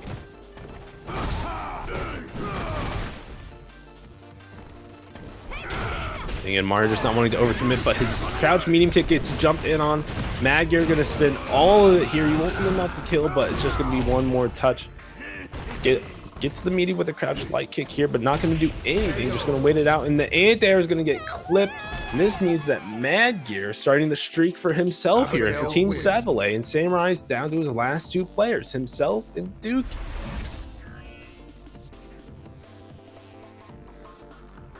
Who's coming in to beat Mad Gear? Is Mad Gear just going to sweep clean the rest of these players?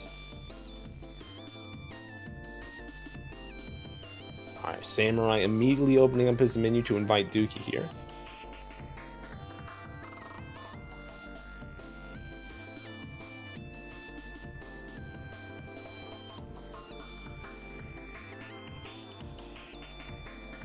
Again, holding himself in that reserve, in that ultimate position to keep himself, you know, feeling like he's the most solid player on his team, the most consistent, the most well-experienced player, especially, and I mean, most of these facts are in fact true.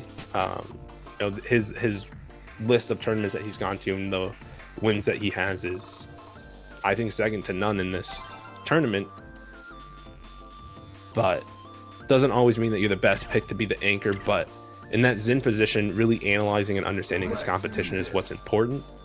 And we saw that all the time in SFL, where he was the anchor for his team over and over and over again, and he would run it straight back on the rest of the team that he was playing against. But the difference is, there he was playing first to twos. He had a little bit more wiggle room in terms of his losses. Here, losing a round is devastating in these first to one situations.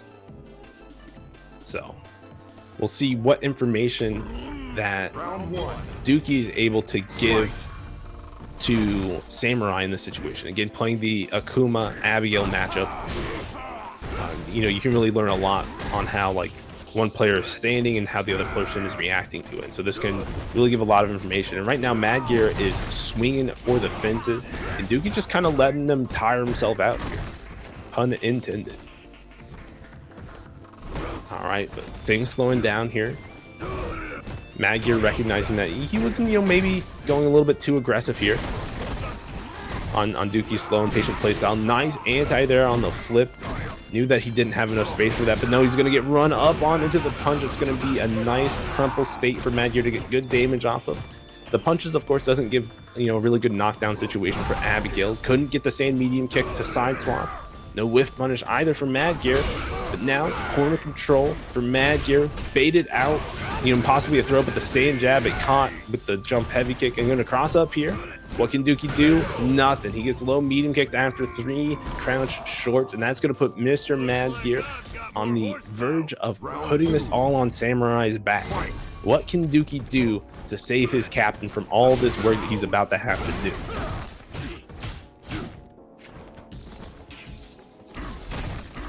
So we saw a stronger opening, a lot more pressure coming out of Dookie here, trying to push to the corner, but the big crush can turn this all around here. Damage now in favor of Mr. Mad here. Let's see what he's going to do with it, but Dookie just able to build this space again, beating out the flip with his own Demon Flip Palm.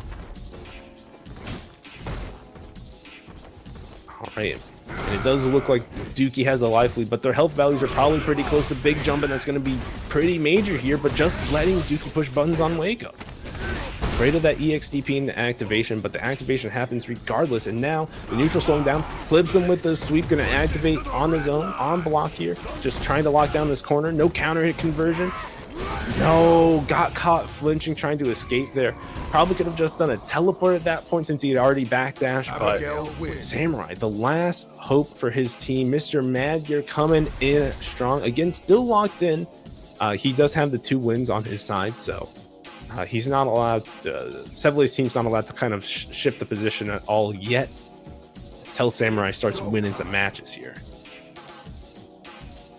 So we'll see. Will Samurai be able to run it back 6 straight against all of Team Seville? Does he have that stamina left in him? Does he have the luck on his side as well? Because, ladies and gentlemen, these first to 1 sets could cost you everything. One small mistake, one time getting pushed to the corner early on in a round can spell death for you. And then if that happens again, if the opponent gets a lucky jump on your fireball a second time, oh boy, or if they read your fireball a second time, oh boy, you're in that corner again, and it can really mean that you're out. Like, your team is gone at this point. Samurai has to pretty much be the pinnacle of perfection, right? If he loses a round, he is in trouble. Does he have that mental fortitude to keep it all together? I think if there's any player on Samurai's team that has it, it is the man himself.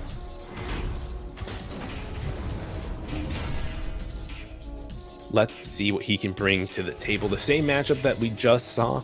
Samurai had all the time to think and develop any of the strategies here. I wonder how differently he's going to kind of approach this matchup. You saw in the second round, Dookie approach a little bit slower.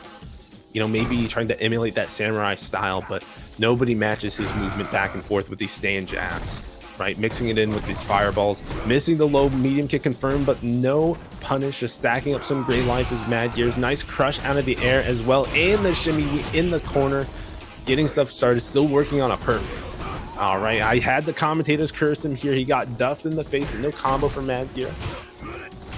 Samurai still trying to apply this pressure while not giving too much screen space up. Right, he doesn't want to overcommit on keeping Mad Gears locked down, but at the same time, he doesn't just want to let him kind of walk across the screen for free.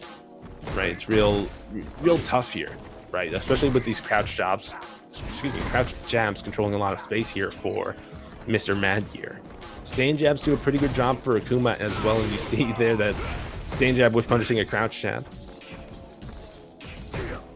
And again, Samurai just slowing the pace down to his match, jumping the sweep. He recognized the option for Mad Gear, and another shimmy. He's going to spin it all here just to kill, taking round number 1.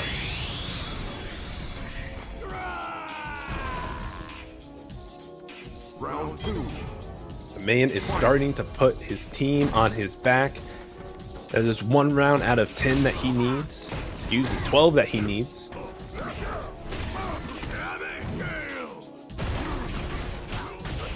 Oh my goodness, checking on the follow-up on the Yogi situation. Double dash, my man getting brave here. Seeing how Mad Gear is going to react, jump back out of the run throw.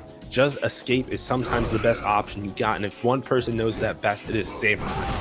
Missed the DP to beat out the flip. He's costing himself a lot of damage on some errors here. No shimmy. Mad Gear finally adapting, checking him out of the air. He's bent that bar for nothing now.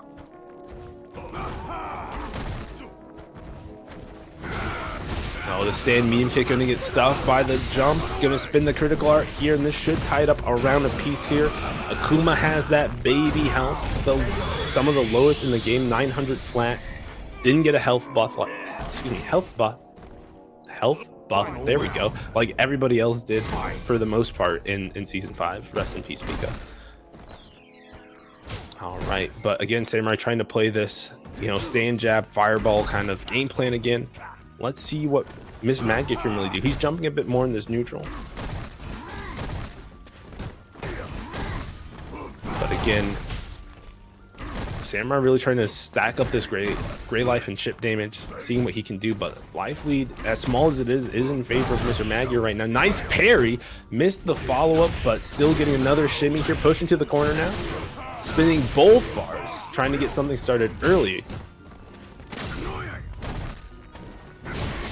All right, stay in this corner, says Samurai. Okay, you're done teching. I'm just gonna throw you one more for the stun. He tried to walk forward again, but nice check from Mr. Magyar here. He's gonna spin the first bit of Metro Crash and the instant jump the wall to beat out the EX command grab. Okay, there's one throw. All he needs is one more, and again, that big wall of a move. EX air fireball, just controlling all of that screen in front of Akuma. If you're not out of range before it starts, you have to block all of it, otherwise it will do a lot of damage. That is the first win that Samurai needs on his track here. Who is Sevely going to bring in? I believe he can just bring in himself now because he hasn't gone back around. So it should just be Sevely here. All right, and it is. And again, I said this earlier when we saw these two combat earlier to see who was going to take the first life from either of these players. Samurai ended up taking it, but it really goes back and forth between these players. But in a 1-to-1, it can be very difficult to control Sevely. And so I imagine in this situation, now that Sevely's kind of adjusted to how Samurai's been playing the entire time, he can really start making the adjustments and finding the holes in Samurai's game plan here. But Samurai on the other side of things is known for having the best, some of the best defense, the most well thought out decisions in terms of, is he going to try to jab check you or take the throw or just walk away from you? It can be very difficult to get a good read on his defensive options. Cycling not just through, the same one or two, but going through like 4 or 5 of them. And you see that Sevely took off the outerwear. He's in the bikini now. I was going to say bathing suit, then decided on bikini. Trying to get things started. A little change up here on the neutral, right? A little more fireballs coming out of Sevely here. And Samurai's kind of responding in kind here, but doesn't want any of the trades to happen. Okay, yeah, low forward's not 6 frames. Of course, light red fireball is -6. Can punish. Oh my goodness, that medium kick caught you, but now we're seeing Sevely bust out the EXCPs. We didn't see any of them in the first set that they played. Oh, another whiff here on both players. No run cancel. He just let it run all the way out. All right, blocking the V reversal. And man, that EXCP still trading with the air fireballs. It's unfortunate for Sevely, but he does get a lot of screen out of this. Not for much longer. Missed the throw. And now Sevely is just going to slide under these fireballs as much as he can. Doesn't want to give any chip damage. No confirm there. Sevely can EX run into activate now, but he finds the sweep instead. What's the mix? Oh my goodness, stopping himself from falling on the fireball. Both about to go at it. Both holding everything. No life left. 20 seconds left on the clock. Sevely ran out all of his V-trigger here. And Samurai just playing it patient. Is this just going to go to a double KO on timeout? Really forced. Oh! No! No, Sevely's going to crack first the slide. And Samurai walked back perfectly out of range. Found the low medium kick. Oh my goodness. I thought they were just going to double time each other out. I think that works out for Sevely, right? Putting Samurai really back against the wall. But sliding in there gave so much to Samurai. Now Sevely has to win 2 rounds straight. Alright, EX run pushing to the corner now. What is he gonna do? Sevely just trying to keep the space, trying to bait Samurai to jump or to throw a fireball, but Samurai just finding all of these shimmies, finding the chance to get so much damage on the board. Alright, but Samurai back in the corner getting tossed one time, has V-trigger on deck now. What's he going to do with it? Just stacking up what damage he can without activating, but it's do or die now. Sweeps into activate, but no, can't get the follow-up. Sevely checking him on wake up. Has an activation of his own now if he wants to. Alright, slide under the fireball, just using the V-trigger to react to it. No, my goodness, he empty jumped trying to get something, but got caught by Sevely. Final round. And now it comes down to the wire. Is Samurai finally going to crack, or will he continue to beat Sevele's team into the ground?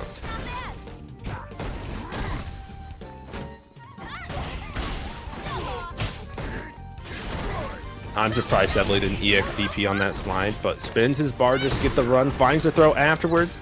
Nice check on the run cancel. Ducking under these fireballs.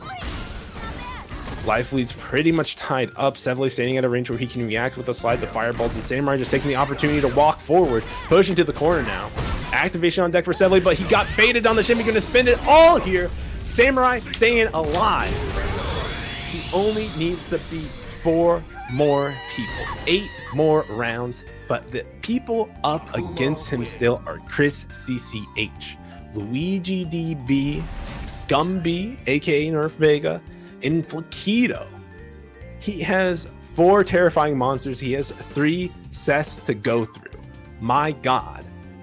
We saw against Flaquito that he did a good job beating him, but both Chris CCH and Gumby play an entirely kind of different pace of Seth.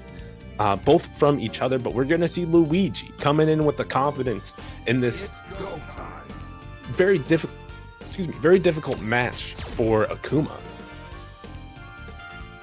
Right, Guile is able to control a lot of this ground space, has really good anti-airs in terms of just having that flash kick that can beat fireballs, the air fireball options as well.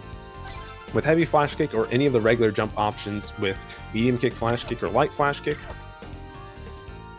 Oh my goodness, and you see the rest of Team Sevele just joining the lobby to show their support, to really be able to see the matches live so that they can give that live advice. They are all sitting in a Discord chat and communicating with each other. So I think in terms of giving advice, this is definitely loaded in Sevele's favor here. His team is looking at sharp.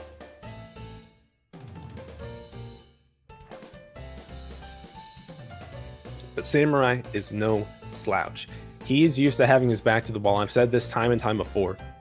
We've seen him on SFL. We've seen him bring it back against the literal best of the best in America. And the biggest difference is that he's had extra games to give. And this is a first to one. There's not much else that he can give. He loses a round early. It can be difficult. But it is Akuma versus Guile. No G coming out here for Luigi. Coming down to the wire here. Again, you can see Samurai aggressive with his walking here. And even with his spacing, he's being aggressive. Dashing in on the whiffed roundhouse. And you see how much he's wiggling back and forth in this matchup versus other ones. It's at a much closer range most of the time. But again, Luigi's starting to adjust to it. Knows that when Samurai's walking forward, he's committed to walking forward. And so he's really starting to throw these booms when he sees, you know, that Samurai's in this like one grid space of him, and now able to push back out this space, able to start throwing his own booms here, but has to be careful from medium kick Tatsu. When you saw the delay there, oh my goodness, excellent whiff punish from Samurai. We in the corner again, trying to bait out an EX flash kick from Luigi. Nothing. Patience. Okay, nice tech. Recognized that the second fireball wasn't going to hit. Oh my goodness, Luigi tried to sweep activate there, but got tossed for his trouble. And now you see Samurai playing this long-range fireball game that Akuma can play against Guile. Oh my goodness, got the jump in. Oh my goodness. Just starting really applying this pressure, started to really find this points where Luigi want to throw those fireballs. Like I was saying earlier, this wiggling in neutral, Luigi started to put a stop to it with the fireballs, and Samurai responded to that by jumping at the end, the perfect timing, you know, holding that information in his brain to tell it was necessary for the kill. All right, now Luigi has the opportunity to change up his pacing here a little bit. Nice bait, got the punish on the medium kick Tatsu, and now Samurai, you know, kind of caught in the corner, but parry's coming out for Samurai, building him the space again. We're back in mid-screen here, taking his turn after the Sobot kicks. Guile is -2 on block. All right, neutral slowing down here. Luigi's scared to throw these fireballs.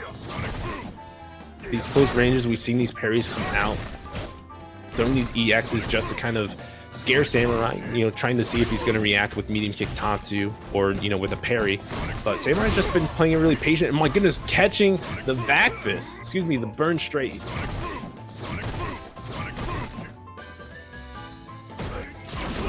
All right, nice V reversal.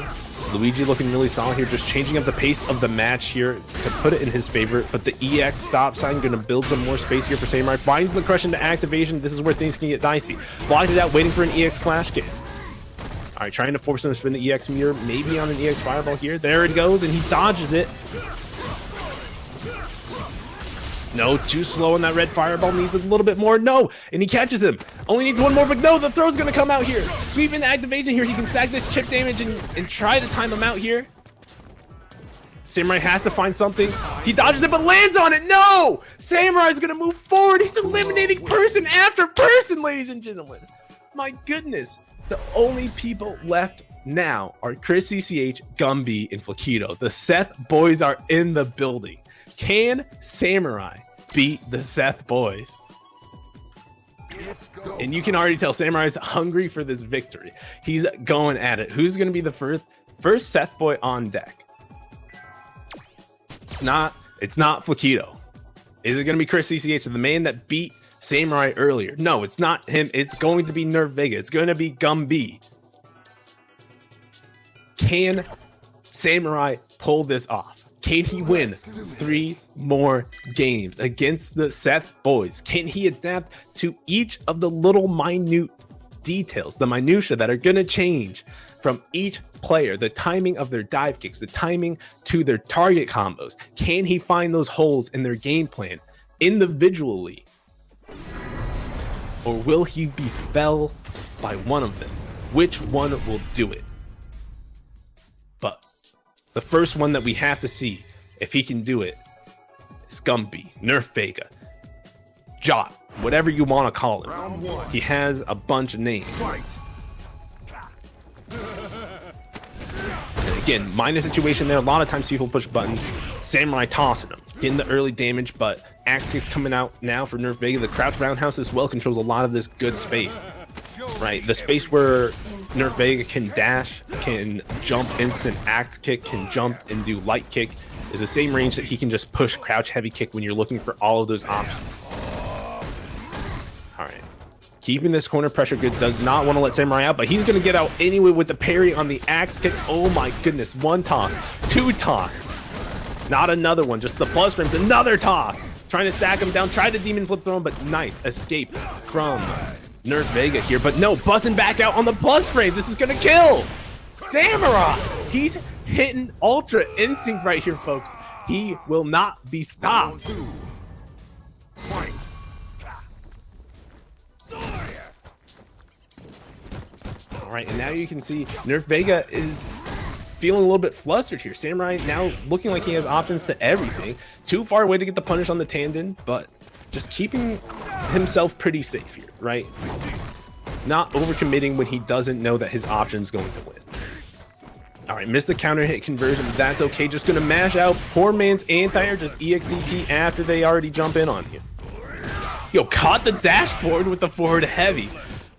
Not sure what that's about, but another throw. Tried to get the shimmy, but Nerf Vega not biting an EXCP earlier this time, trying to get him off. Will we see an activation this time from Nerf Vega? Just off the target combo, anything. No, the whiff punish on the low forward. Samurai is ready, my man.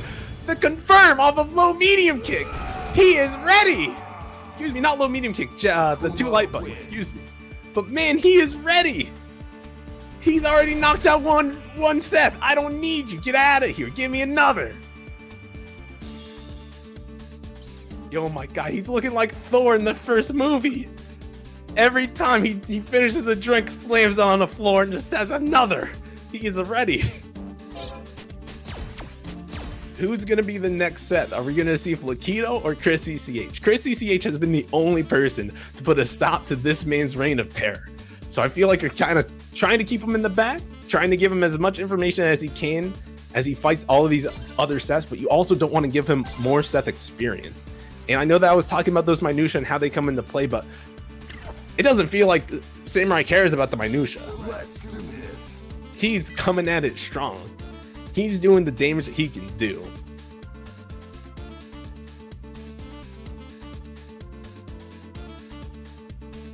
And, you know, Zero Loyalty saying the stress, you can't lose a single game. My man, Samurai's chilling at home. He's in his zen, like he's in his center. All the feng shui in his apartment or house is the way that it needs to be, right? That's the benefit of all of the COVID that's happening, all of the lockdown that has happened, is you can be 100% comfortable in these high stakes situations. Not only that, Samurai's been in these high stakes situations all the time. Round 1.